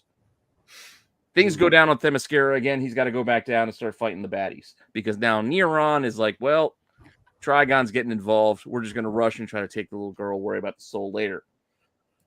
So it sounds so creepy when you say take the little girl. By the way, I understand. Well, he's trying to get the little girl's soul. Got the little girl. Neron takes the powers away like that. And he's like, hey, man, look, you give me the little girl. I'll give you these powers back. Imagine how much good you can do with all of these superpowers I let you test drive. I'll let you test drive them. Imagine all that you can do with these. All you got to do is hand over the little girl. And, obviously, Dick's not going to do that. So he says no, hits him with his magic sticks. Call back to issue 98 when he had his magical sticks. He turns him into this weird, creature lump thing like Chet from Weird Science. I don't know. Weird Science. Meanwhile, the little girl now gets a new outfit. She's still training on Themyscira with the Amazons. We go down into hell. Raven goes down there, says, all right, Neron, I'm taking control of hell. I don't want to run it. but you're out. I'm in. I'm going to give it to Blaze here, Lady Blaze, whose first appearance is Action 656. You owe me a favor, and peace, bitches. I'm out. I'm out. Titans #1. It says go read Titans #1. They do make Triton week every time. Yeah, it wasn't terrible, but it wasn't the better issue. Well, it wasn't the best wrap up. I need to get rid of that girl storyline. Yeah, well, I think that's where they put it. So now it's like, hey, she's over here. It's kind of what they should have done with Grogu when he ran off with Luke. Okay, fine, take him out of the story. He's with Luke. He's training. Let's just get into some of the other stuff. One more book for this week. We do have Images book. One of our favorites. One of the hottest books out there. Hottest stories going right now. Yeah, you aren't wrong. Issue 1 and 2, First Prince. Fire. Feeling pretty good. Fire. Ambassadors #5. Codename Australia. We got the old dude. B cover, C cover. I don't know. Whatever. There's a black and white. This book. Another cover. There it is. But yes, Australia is this old dude.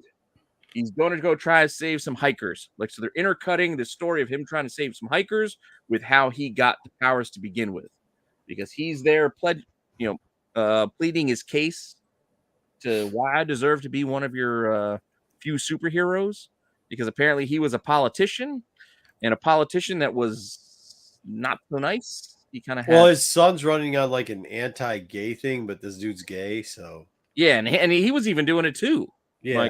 He was promoting it. Yeah, he'd come in there and do it. Yeah, and his son just kind of grew up in it and was really, he was there too. But it turns out that yes, that was his big selling point. He's like, look, I'm going to tell you something, and when I do, you're going to reconsider and let me be one of your superheroes. And again, they're intercutting it with him saving these hikers on top of a mountain. And yes, he tells you, like, hey, look, I am gay, and this is no. He says I banged every dude in the world, pretty much. He's like, I just. Well, I think that's a bit of an overstatement. That's what he says. He says it. I think he said he'd like to. I don't know. He said, dude. No. Here, let me blow it up. He's like, I doubt there's a Dunny or Servo from Perth to Brisbane, which I assume is from one end of Australia to the other end. And I didn't shag a trucker in. I believe he's saying that he didn't. Yeah.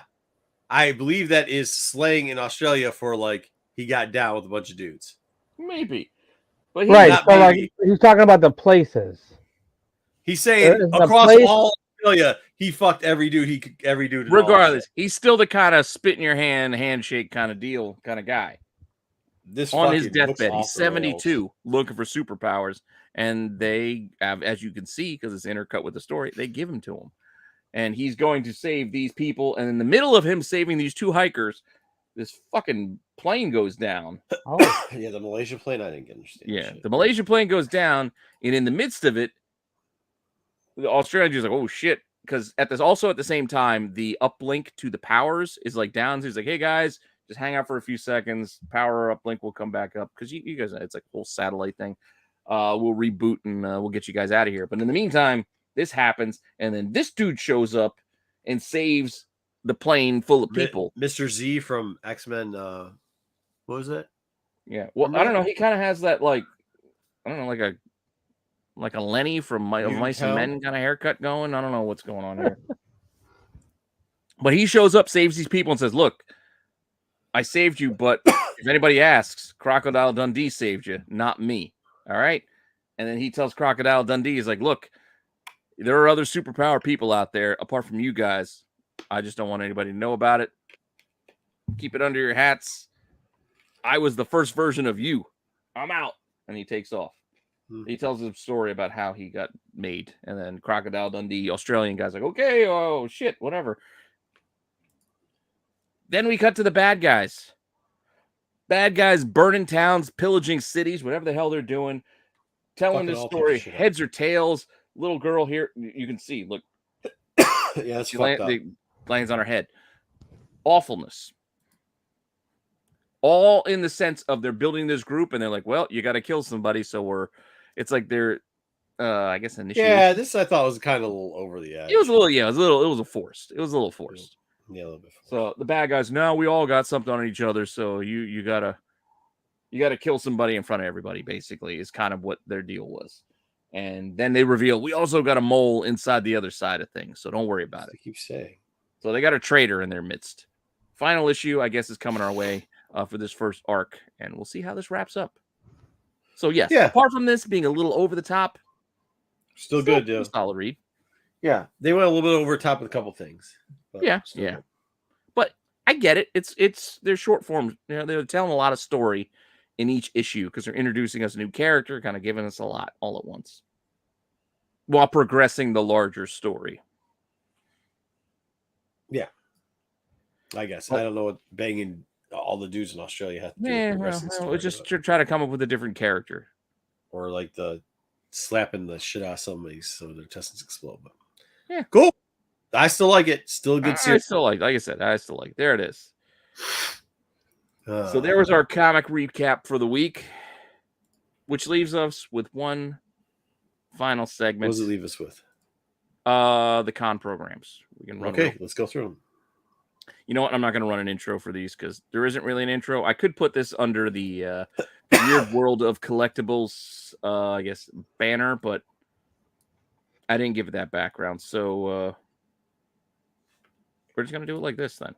No, I don't want to do it like that. Hey, Dub. What background? Let's give it this street background. What the hell? All right. So for this quick little segment, since we were talking Motor City Comicon, it is con season. Thought, you know, it'd be a fun thing to look at. What? Convention programs. Sounds good. So for collectability purposes, I'm going to run down 10 recent sales of some convention programs to show you what some of these things can go for. So these are like the little things they hand out at a lot of places. These are free in a lot of cases.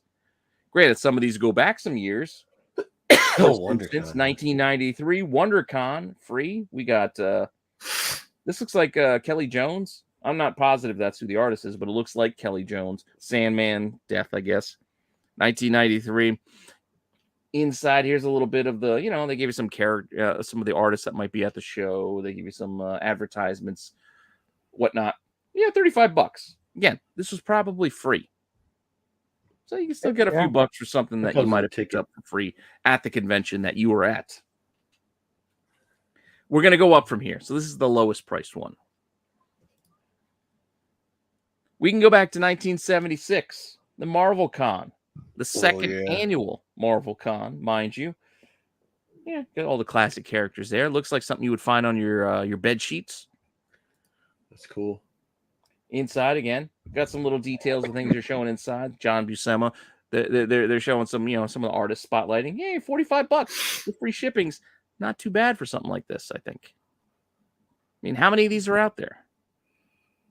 1976 was a long time ago now.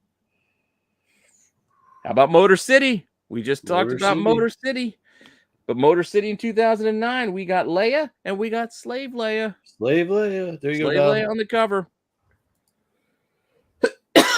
We got some Wolverine action on the inside. There's spots for autographs. We'll get to that in a second with the autographs. $50? $50 for this. $50 for this. And this is no signs, no signatures. A reason why I bring that up, I didn't put a lot of these. I tried to avoid the signature ones because a lot of these programs will have a lot of signatures from the guests in attendance. Like that's the big thing people try to do. Yeah. There's like 15 SIGs, 20 SIGs, etc. But that changes the dynamic of the price. 1977, the All-American Comic Book Convention, Portland, Oregon. July of that year. This book here, hey, look, we got a little there's that Kirby art. We got a little rundown of things. This is still about $50. What year was this? 77. Wow. So we're going back a ways. We can go back to the 1980, and we got San Diego Comic-Con. Yes, it's a little bit inappropriate there with a little bit of a nipple action on the program here, but that's the whole titty action. That ain't just a nipple action. Hey, well, that was the program. This was the program for 1980, and this will run you $80. Jeez. Got some Steranko. There's some Kirby in there. A couple more sales. Here we go. Heroes Con. Here's a signature one. I wanted to show you one of these because 2010. This is one you can see, obviously. There's a few signatures even on the cover. Yeah. But this is how a lot of these will come. They'll have multiple signatures. Bernie Wrightson, Mike Mignola, Steve Epting. This is like $100. But I don't know if people are paying $100 because of all the signatures or because of the J. Scott Campbell cover or what. You know what I mean? Both, yeah. Who knows? Yeah, both probably. But that's the possibility you get with some of these signatures. But we're looking at $100 there. Go back to 1971. We got this guy right here. Yeah, I got all these DC characters on the front. You got Batman. That's You got really the Flash. cool. It's a wraparound cover. Inside, you got. It's almost like a fanzine. This one. Yeah, this almost. is like $100. That's what some of those older ones were like. Yeah. Wow. 71. This is Jack Kirby. You got second annual. There's Carmen Infantino art. Oh, this is the second San Diego Comic-Con. Because yes, a San Diego Comic-Con 1971. So second annual. So there you go. Second San Diego. It's the Comic-Con. second annual, huh? And it's $100. 6 bids. Got it up to $101. Wow. Wow. Creator Con, summer of 1981. Another, again, there's like no color here. This is almost like newsprint. Some of these older cons are like this. They're, like I said, they look like fanzines. You got a little bit of Han Solo art inside. We got a little Conan action. 10 bids got this one up to $183 for this souvenir. Holy shit. But it's not just, I mean, I get it. The old ones, that makes sense. These are classic things. Where are you going to find them? But it's not We just already the old showed some ones. of the newer ones that were expensive. I know, but even some of these other newer ones where you got some Hughes art, where you got Hughes doing some Yeah. characters. So Dallas Comic-Con, there's a few of these that are sought after, I guess, or people pay up for them. But here's one in particular. A lot of them will come signed, but this one was unsigned. $200 for 2004. Jesus. Star Wars. It does say signed here, but I don't see the signature. So I don't know. But a lot of these come signed. Could be inside. Could be inside. It could be inside. And then here's, I think this is the last one for the sold ones. Academy Con 1966 out of New York. This looks like it's just like hand printed. Just nothing can stop him from attending this year's con. Takes place July 14th, 15th, and 16th in New York City. We'll see you there. 4 bids, $500 basically for this rare. I mean, I don't know if this is one of the first. I mean, it's 1966. I mean, how many Comic-Cons were going on in 1966? No. Yeah, exactly. So Alley-oop, right, Stick? I wasn't around for that one. Exactly. This is before my time. So $500. Those are actual sales. Those are all sales. You can look them up yourselves and see them over on eBay. As can you see these. I got a few more. These are things that are for sale. So not actually sold yet, but asking prices. Those are two different conversations. People can ask whatever the hell they want. Doesn't mean they're going to sell. But I still find it interesting to see what they're asking for. A 2003 Dallas Comic-Con Adam Hughes cover. Adam Hughes. Well, I like Hughes. I do like Hughes. And yes, the girl covers do sell or could potentially sell. We also got Star Wars in the back. You got a little Kit Fisto action there. Asking $165 on this 2003 20-year-old convention program. Some Dave Dorman art inside. Very fine condition. 25 watchers on this, by the way. So people are keeping an eye on it. We only got 5 of these, so it's not as long as the sold. Here we go. Slave Leia again. Another Dallas. This is 2005. Hey, this is for Dom. He wants his Slave Leia. $174 if he wants. Still out there. $175. And again, you can see inside. They tell you some of the guests they had at the time. You know, some Peter Mayhew. We got some artists and etc. And then, you know, Kenny Baker. Can't go wrong Kane there. Hodder. Right? No. Kane Hodder was Jason, I think. Oh, yeah. One of the Jasons. One of the Jasons. One of the Jasons. I like this one personally. I mean, I'm a Silver Surfer fan to begin with, but 1975. Yeah, this is cool. This is pretty cool. We go back to Kirby art. There were a couple of these. There's like 75, 74, 73. I'm only showing you the one. These were all available around the same price. Vampirella on the back cover. They want like $300 though. They're all like $250 to like $300. Wow. But they do have, I think Cap was on 74. I forget what was on 73, but there's a couple of these out there. These are New York Comic-Con art convention programs. But the Surfer is still pretty cool in my book. I like it. I'm not paying $300 for it, but I like it. It's cool. As is, here's a signature one again, 1994 Heroes Convention down in Charlotte. Ton of signatures. We can see John Romito, JR, his son, signing it as well. Steve Mignola. But this one, it's obviously going to be a little bit more because that's how I'm doing this. $600, 10 SIGs on this program from 1994.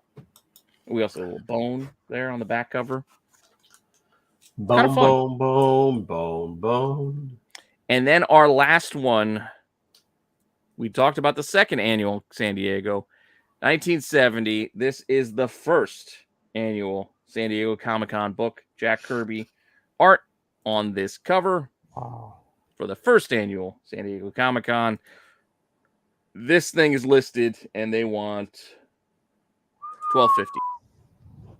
$1,249.50 with 37 watchers. So there's people looking at it, but I mean, come on. First San Diego Comic-Con, that's got to be collectible, right? Wow. I don't know if it's a grand collectible. I mean, I'm not paying a grand because I've never been to San Diego Comic-Con, and I'll spend the grand elsewhere, but I get it if somebody wants to buy it for that price. I get it. Kirby, pretty cool. But there it is. There is our list of convention programs. So those things you get for free when you go hit up a con could one day be worth a little something. So keep that in mind. Pretty much was a weird world of collectibles, but offset as a little bit of a different thing. Any of those old, that Motor City Comic-Con from 2009? Yeah. My name's in it, so if anyone wants an autograph, I can take care of that.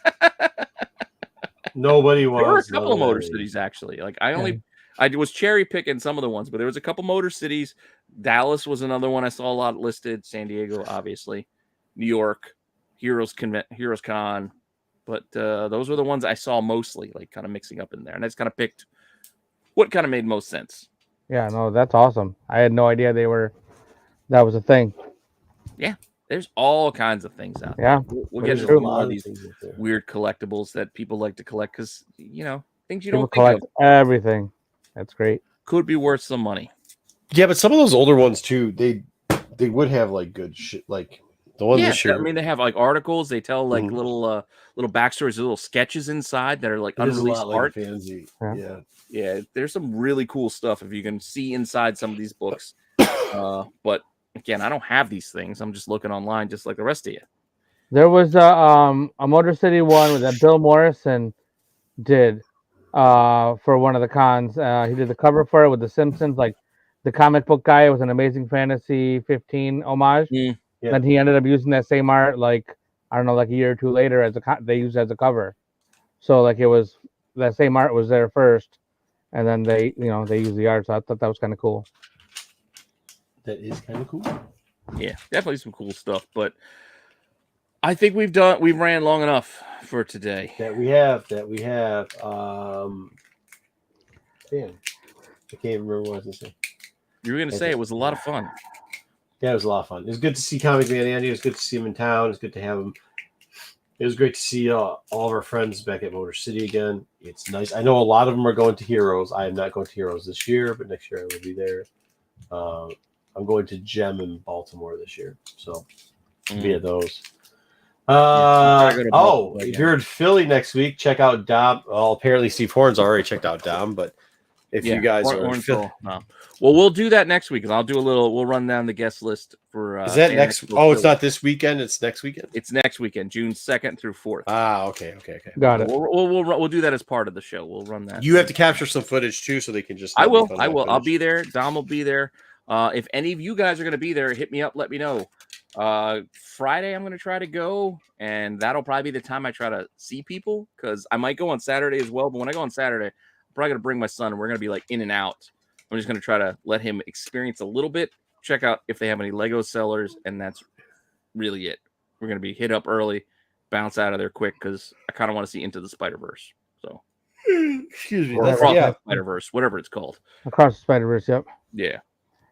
yeah. That's what I do. I bring my kids in for like 2.5, 3 hours. And then Yeah, that's all. That's all I'm looking for. I'm gonna be like, hey, kind of a late morning. We'll go hit up Duncan. He can get some munchkins. We'll eat them in the car on the way, and I'll drink my coffee, and then we'll walk around. Again, I don't know if he's gonna like it or not. We'll see. They usually do. So, really quick, tomorrow night is Hidden Gems, Pete. Dollar Bin digging tomorrow night. Friday night live with the boys with it is Get Off My Lawn. Mm-hmm. I'll have my top 10 the tomorrow too show? for members. Everybody else gotta wait gotcha. till Friday. Top 10 tomorrow. Saturday night special on the channel. Kyle, Matt. I don't know if Mr. Lopez is back, but Sticks should be on there as well. He should be. He was there last week. Yeah, and I was with the boys last week. And then Sunday night with the Star Wars show. Yeah. Catching up We'll on be all talking about the latest news. Yep. Yep. Hopefully, I'll have time to read a book because I guess I got to read another book. It's I'm like also buying 2 vehicles. Yeah, it's like the Edge of Balance or Edge of whatever. That's just some garbage. You're buying 2 vehicles? Yeah, we well, yeah.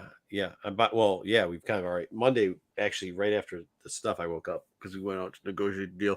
I went to go drive one car. I was gonna get a we've talked about this before. So I was thinking about getting a Trans Am. Yeah, but no, my wife wouldn't let me get the the Ecoline van because she thought it was too petty, like too pedophile-ish. So I was like, okay, whatever. I think she's just using it because she doesn't want us rolling up to the school with all the people. Ecoline? Yeah, the Ecoline, the Econoline. Yeah, I was gonna say. Well, it's also Sahara. They don't make that anymore. I think it's called a Sahara or something. Whatever. Yeah. Anyway, so then I was gonna try the Transit. But if you get a van, you can get like a sweet painting on the side of it. You can get some That's what the whole chat suggested. Like Uncle Rico, yeah. Yeah, I'm not gonna do that. So then I was gonna get a Transit, but we got in the Transit, and just as we were coming back to the dealership, the thing pretty much broke down. Oh. So we were like, in the meantime, maybe I'm not buying this. Yeah, she wants this Explorer. So it's some fancy dancy one. And it's got these captain chairs or whatever in it, and like, hey, we got captain chairs. So she's like, so we were like, okay, cool. Well, while we were there, I was like, crap. I was like, what do you have for an Expedition? And he's like, well, we just got this one in.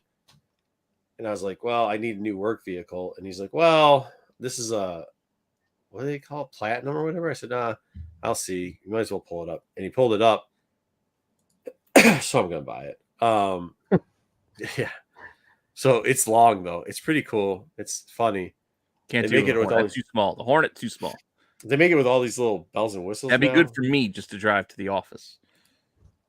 But yeah, so then it's weird because like it's hard. They don't really take cash anymore, and you can't just like give them a regular check. You have to give them a certain amount of cashier's checks, and also you had dude, it was a pain in the ass. It's a pain in the ass because apart from that, like banks, like our bank at least, be like, no, you can only put so much on your debit card. You know, it's coming out of your bank account. They don't want they don't want a check. They want the immediate funds. I'm like, but yeah, the bank will limit that. Yeah, well, I mean, so we could get certified, but they also, so we negotiate our deal down since we're buying 2 cars. We're pretty much I never negotiate as list price. I negotiate as out the door pricing. So we're pretty much getting $10,000 out the door pricing underneath market value. But they have to like, it's weird because you figure like it's not like buying a toy where you can be like, here, just bundle them together and give us the deal. They had to like figure out how to manipulate the numbers for the dealership, dealership or whatever. So, and then I have to get 2 different checks, certified checks for them. Mm-hmm. So then it's like, I need to know the exact amount. And they're like, well, if you just get a check for about this, I was like, no, I'm not giving you money so you can write me a check back. You'll be getting exactly how much you need. So got that number in today. And then we just it's an hour away. So we got drove out there. It's sad because I got to get rid of a car. I've had a car for 10 years. I had this Yukon. The doors, I can tell people now because I'm not going to be driving anymore. Doors haven't locked for about a year. So there's that. It was one of those ones where it was a car where you could hit anything with it. And it was an 06. So it still had that startup energy where it was like, You know, Wait, did you put that in as part of the trade in, or you just not? I did, and I was honest with them. I'm like, this thing's got 250,000 plus miles on it. See, I chickened out when we were buying my wife her new car. Yeah. We were gonna trade in my car. I just got a little fucking fool. I don't give a shit. Like I just drive to the office. Like I'm not a car guy. I just need something good on gas that gets me to the office and back home. We were gonna trade it in, and then I just at the last second I was just like, what's the point? Like they're gonna give us like $1,000 for this. Like it's like 150,000 miles on this thing. They're not gonna give a shit. Like the transmission is probably gonna die any day now because I can't get the transmission system flushed because after 100,000 miles you can't get it flushed or you can cause more problems. Yeah. So I'm just basically running this shit till it dies. So screw it. We're gonna keep it because I'm probably gonna save more money driving this, saving on the gas, than driving her SUV, her old SUV, which we also kept. And just well, so the Yukon, it actually does. It's hard to get it out of first gear. So the trans is shit in it too, right? Oh, mine just kind of revs a little bit. Is a little. No. It's like no. It's like, dude, this is how fucking bad it is.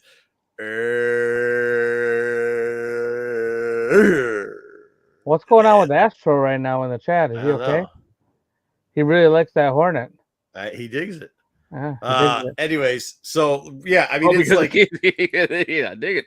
They actually asked me, they're like, are you going to be able to get this? Like, there's not just the check engine light on. There's like, for some reason, the tires won't take enough air. And there's always a flat tire thing on.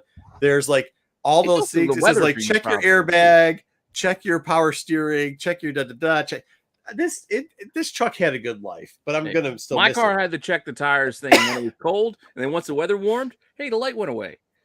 It's just one. I think one of the sensors is bad. I think there's a bunch of bad sensors in this thing. Yeah, it doesn't matter.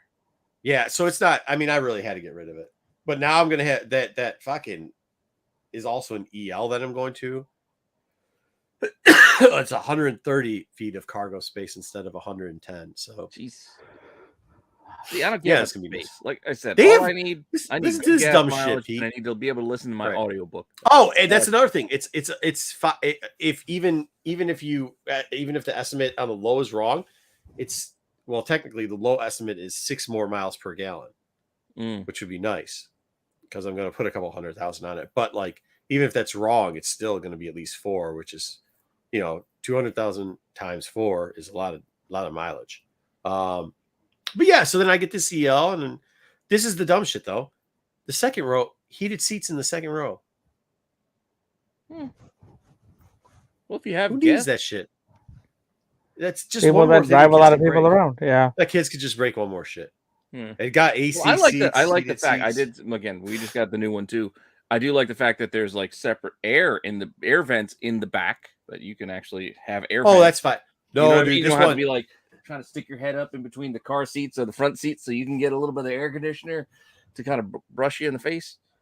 Yeah, I mean you have a different level of shitty car than I have shitty cars. But this new one's got shitty car. This thing's all weird. This new one's got air conditioned seats. Air conditioned seats. The fuck is that? I don't know what that means. It's got air conditioned seats. Like you sit in the seat. You know how it's got warm seats, right? It's got a warm steering wheel, which I was like, I never had a problem with my steering wheel being fucking warm. What the fuck kind of dumb shit is that? Put my driving gloves on. Yeah. If your steering wheel is fucking cold, it's cold outside. You ain't gonna take your fucking gloves off. I don't like heated seats. It makes me feel like I'm gonna piss my pants. Oh, I like heated seats, so I don't like that. I don't want it warming up down there. Did I do that? So now it's got air, but this one's got air conditioned seats. Or cooling seats, not heating seats, cooling seats. That I could be down for. I don't even know how that works. I just think that's some shit that's going to break. Probably. It is. And it's going to get weird. I wonder how weird it's going to be. Do you have a vehicle with the fucking thing with the fucking reverse bullshit? Oh, with the whole camera? Yeah. Oh, yeah. And it gives you like the whole range of like, hey, you're in the space, you're not in the space. No, you're in the box. What are you talking about? Like, it looks too goddamn complicated. I feel like I'm losing a fucking. Yeah, that's what I'm saying. Like, there's all these yellow, green lights and shit going off. I just want to shut that shit off. Now it's in both fucking cars, and I'm like, and honestly, okay. And this is the other thing too. Like, I can call the EL a truck, right? Still, because I used to call the Yukon a truck because it was on the truck chassis, and the EL's on it. like an Explorer wouldn't be a truck. It's not a truck chassis. Yeah, no, that would be SUV, I guess. That's an SUV, where the EL is on a truck chassis, and so is the Yukon. So, because the kids are like, you picking up a new truck? I'm like, yeah. And then I was thinking to myself today, like, why the fuck do I call it a truck? Just because it is kind of a truck, but whatever. All right, so that's what I'm doing. Yeah, I got to take care of that Friday, and then I got to read some other horse shit. So, I was spearing fish today too. Wow. Nice. Spearing fish? Do you always show you pic? On Yeah. like- Oh yeah. Here, I'll send it to you in chat real quick. Yeah, with spears. Yeah, somebody called me up. They're like, "Yo, dude, they're fucking down there." This There's is about a return 50 to the of them. Blue Lagoon. You're There's out about there 50 spearing of them. fish, trying to Here, make I'll out send it to you. with Brooke Shields. There's about 50 of them, and they're like, can you grab one of the spears? And I said, yeah, I can absolutely grab one of the spears. And they said, cool. This one weighed a shit. This one almost threw my back out. Fucking. This fucker was almost 3 feet long. Hold on. I have to put you over the big camera if we get to this. We'll get to it. I'm gonna try to share it to your. For some reason, it's not going to the thing, so I will share it to your cell phone, and then you can share it through the group. What? I don't know, dude. Giving me work to do now? I'm not giving you work to do. You want me to just show you? Here, I'll just show you on the phone. Just hold the phone up to the. That's why I put you in the main screen. Just hold your phone up to the camera. That'd be good enough. We'll get the idea. Look at the size of this motherfucker. It almost threw my back out. Oh shit! That actually. Holy crap! Yeah, cut that out like Yeah, a 12 see, foot no, spear. I can see that. Yeah, okay, and then What the hell is that? Looks like you killed a carp. goddamn koi pond fish. Yeah, no, they're Working carbs. on a koi pond. So here's another one I got off the dock right there. Wow. If you can see, like that spear's like it's like a 12-foot pipe that we use, and you got to keep them down. So they're European carp, also known as. So are you using like a spear? Like, no, like a hand. It's a 12-foot pole. You're just playing. Yeah, no, you take both hands like this. That's why I'm lifting it like this. So like this one was pretty easy. Like this one, you can see I'm not really struggling. I'm just kind of holding it up. The 12-foot of the you can't tell from the shadow, but like. What'd you say that was a carp? Yeah, it's a carp. Okay. But yeah, I mean, you can see I have it underneath my arm. It's very easy. No. I got the size of it. This fucking thing, that thing was only like 2 feet. This one, I look like I'm fucking pregnant and sweating up a storm and huge because my son just did a fishing derby. He brought home some trout, and I got this. That was a 3 pound. That was a 3 foot long. Like that shit was. That's a big bag. We use it as fertilizer. Yeah, right there. It's huge. It was fucking huge. And they still try. They try to. If you don't get them right, they'll flip themselves off the fucking spears. So then we use like a 4-part. They're technically flounder fucking jigs, but we solder them on. We have a couple different ones. We have one that's a big like old oar that we use. Yeah, it's carp. Yeah, yeah. So like, but the problem is like I live off of a 4 nautical mile lake. That is not by any means a large lake. We have some great fishing here, bass. It's a big lake for my area. Not for the Great Lakes state. Well, I'm not near the Great Lakes. But even for inland lakes out here, it's pretty small. I'm saying like fucking Great Lakes. Some of those are larger than some of the seas. No, I'm saying the Great Lakes state, which is out in Europe. I'm just saying, like even in inland lakes, like we're a smaller one. We have a lot, but we have like perch out here. We have perch, pike, all like largemouth, smallmouth, rock. We actually have some. Dude, I get happy when I was catching sunnies out of the lakes near me. We have those pumpkins, stuff like that. The whole 3 of those. But then these carp come through, and right now is like the like time where the fish are nesting and about to start having their fries come out, and the carp will come through and they'll just suck everything, including the eggs, up.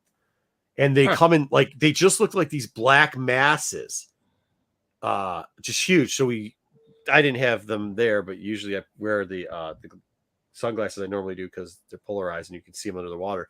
But they'll just come in big spools, and then what they'll do is they'll run around. So they'll come up to the thing and they'll start getting really shallow and flipping around. And if you can, you take it and you just go You just face down with a snorkel? You just no, we were doing so. We do it from a boat. You were not even facing the water. I'll get some footage one time off the boat. We'll show you off the boat. But this one we were on the docks because they come in early at this time. So you go through and you go and you just slam it down and you hope to hell that you can hold on because these fucking things, like think about something that weighs, like 40. Yeah, you just stabbed a goddamn. Yeah, so it's going fucking ass crazy. It don't want to die. And then you have to get it and you have to like flick it quickly. So the pole's already like 10 fucking pounds and you got to flick it quickly because if not, it'll flip itself off. The leverage that you got on. Yeah. So I probably could have got a couple more. My buddy lost a couple on it, but I spent about an hour doing that real quickly and wore me out. Interesting. Yeah. Unga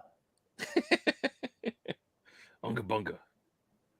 Oh no, yeah. I mean, it's fun. Like but then we, when we do it, like people come by and thank us a lot, and then we put it in gardens, stuff that like dig holes for the gardens. And stuff like that. It's only 7.5 miles. That's hilarious. But yeah, so that's fun. Maybe I'll show the video because at night we use these underwater lights. And we have this one boat. We've replaced the motor on it 3 times, so we don't spend a lot of money on it. It fucking loud as shit. It just goes, and we have these lights. We spent more money on lights than we did on Bassmasters. The boat. Fishing show. Yeah, right. Yeah, I know Bassmasters. Yeah, Bassmasters. Sorry, I'm doing Ghostbusters too. Anyway, so you put the lights under there. And it lights up and you get to see all the fish underneath the water. And it's really cool. And you track these fucking things down. And like, it's hard to do it on land. It's super duper hard to do it on a boat because you cut the engine and you try to glide over them. Yeah. And we could catch, so you can hand spear carp and you can hand spear catfish. And we have smaller catfish up here. Like catfish. I just think it's funny. Like everybody's always screaming. That's got to be better than those the catfishing people down. Yeah, the noodlers. Catch them by using their bare hands. Idiots. Let it eat their hand. They got the barbs. They fucking hurt. Last year though, don't ever put your goldfish in for these fucking idiots that do this dumb shit. Don't put your goldfish in the goddamn lakes. Last year we had to pull out 2 goldfish. They were this fucking big. Fucking big. Goldfish. This fucking big. Because they are trash monsters too, and they eat fucking everything. So by the time they grow, they don't have a lot of natural predators. There's like no natural predators for them. Yeah, so they do the same thing with that. Yeah, they just start eating all types of shit that they shouldn't be eating. And you eat goldfish? No, we probably, but we don't we put it in the garden too. I don't know if I want to. And they're harder than catching carp because they move in a different, like, they don't do the death spiral mating, so it's harder to get them. But fuck, man, people are fucking stupid. Don't put your goldfish in the water. Don't even buy goldfish. Stop wasting time with shit like that. You want a pet? I don't know what to tell you. Go do something productive with your life, I guess. I don't know. I got it. Go kill a carp. There was a hotel I stayed at down in Louisiana. They gave us a goldfish for the room, so they gave us a goldfish with the room. Why? I don't know. Yeah, but Jeffrey, those barbs suck. Like what? They give you like in a bag? Like I don't understand. No, it was in a jar. It was a whole thing. We had a whole little goldfish. Yeah, that's why they wanted to get rid of the shits. They couldn't get rid of it, so they give it to you. Sucker born every minute. Wow. I don't know. Yeah, AOA, but I mean that's Florida. Of course, Florida does because it's Florida. Dude, I watched a video of a dude down in Florida catching an alligator with his recycling can. It was kind of funny. Like a pretty pretty decent sized alligator for what I would consider a decent sized alligator. He was like catching it with his recycling can on the ground, like just trying to like push it in there. It's kind of funny. I saw a guy hunting those pythons like at nighttime and just kept running into gators. I'm like, you don't have a lot of brains, do you? But that's true. We have the crackers too. Paratech Tony feels me. Yeah, that's it. Just give him the. Yeah. Yeah. He says it's sarcasm later. It does. Yeah, I know. That does sound stupid. Well, I didn't want to But jump yeah, to the sarcasm. I had to go to the first one before I went to the sarcasm. Maybe I might take some pictures of those spears to show you. Like, they're very impressive. We've made them all. I'm curious. Yeah, I'll show you. I don't know how I'll do scale because like they're huge. We'll create a late night, fishing segment as part of the show. That's fair enough. I might go out tomorrow because we know, like right now, so they will run up on almost on the shore. Actually, one of the neighbor kids, I guess I can show you this too. So then they went out a couple hours. So I put. We'll see if it does down. better than the Steam Horde Spice List. So I put corn down after that. Corn. Corn. I don't want to show this kid, so I'm going to try to edit this. I don't know how to do it. Oh, this will show you a little bit more of. So one of the young lads down the street then started going in afterwards. He caught this one. The hell is it? So is that blood? Yeah, it's blood. Of course, it's blood. You throw the spears through the thing, so I mean, it's going to bleed every once in a while. He got it right. He got it sideways, which is. I think I'm just more surprised that it's like. Oh, here we go. Red. So like maybe if I do it like this. Yeah, not some other weird color. So like if you see, you blood. can't see it. You can't see it like that. I was gonna try to show it. I don't want to show the kid because he's not a kid. He's like a teenager. But you might be able to. Oh yeah, here. If you had the picture showing, you might be able to zoom in and then have it. So this will do a little bit better. Like ooh shit. Oh, he's very much in It there. doesn't matter. Yeah, that's all sunglasses. Yeah. So there we go. So like you see how like that pole. Yeah. The pole doesn't even fit on the whole. What the heck? Reverse.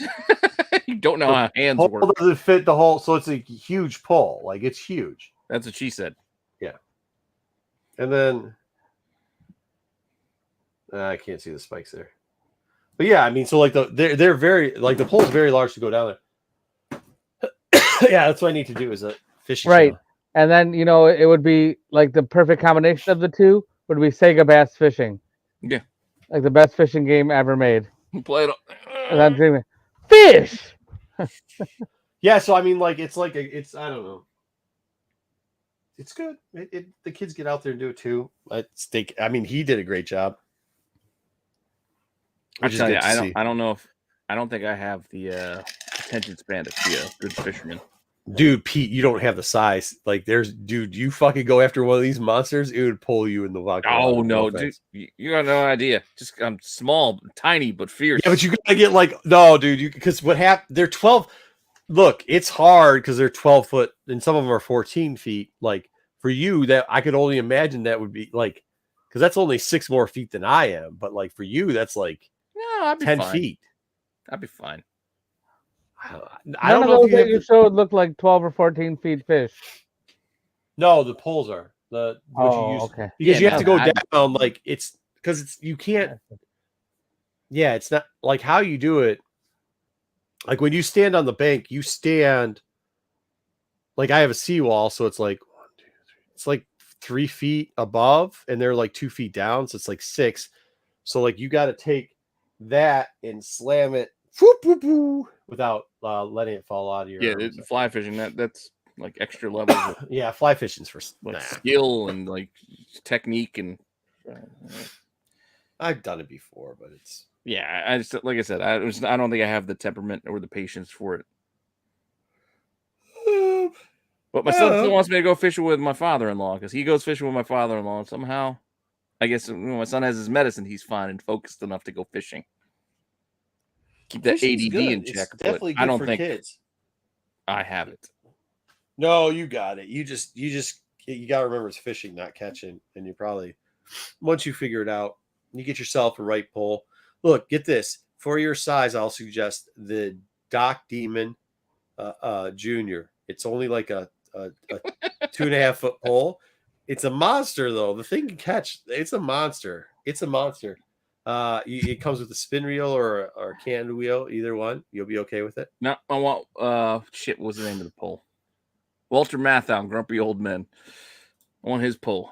Those are ice fishing poles. I know. The Doc Demon's kind of the non-ice fishing version of that pole. So go get the Doc Demon. Those are really cool. Yeah, and then definitely inlay. I mean, I like setting and stuff like catching salmon and stuff like that, but casting is nice. I know, catch sturgeon on a fly rod. It would be a fight. Do you have to release? Where are you from, Jeffrey Drake? Do you have to release those? Canada. Oh, that's right. So probably. So anywhere. I remember my Lolo, my grandfather catching a barracuda when we were down in Miami off one of the boats we were on, and that was a fight. Yeah. They do have the Star Wars ones. They all suck. They're terrible. Just so you know. All those ones are. Don't ever buy those type of poles. Get your kids little dock demons or devils or whatever they're called. They'll kill. They will kill. All right. That all said, now that we've had our 20 minutes of fishing, I was spearing some fish today, man. What the fuck you want me to tell you? Nothing. That's what people are like. Why didn't you watch this show? Because I'm wrapping us up. Outside. Go get our I'm literally. I'm the definition of outside, right there. Digging. It smell like more like outdoor. Huh? I'm just thinking of Friday. All right, Pete, are you wrapping it up or what? No. Okay. So No, then I we're had gonna stay dig here 2 all like night 4 because, foot holes because you got to bury those things deep or the animals will come by and dig them back out. So that's probably the funnest part. No, New all right. Brunswick. With that said, we already did the whole really? rundown. You know when to come back for all the shows. We did that, like I said, 20 minutes ago before we got into fishing. So It's like the Wild West out there. we'll catch you guys all later. We'll catch you next Thanks, week. everybody. More content. We'll look ahead to Fan Expo because it's in Philly. Like I said, I'll be there. So if anybody is in the Philly area or is going to that show, let me know. I'll keep an eye out for you. Or I might have some fishing updates on the Star Wars show too. Then. Yeah. Star Wars fishing. There we go. Yeah, I'll show you how terrible those poles are. All right. All right. We'll see you guys later. All right. See you guys later.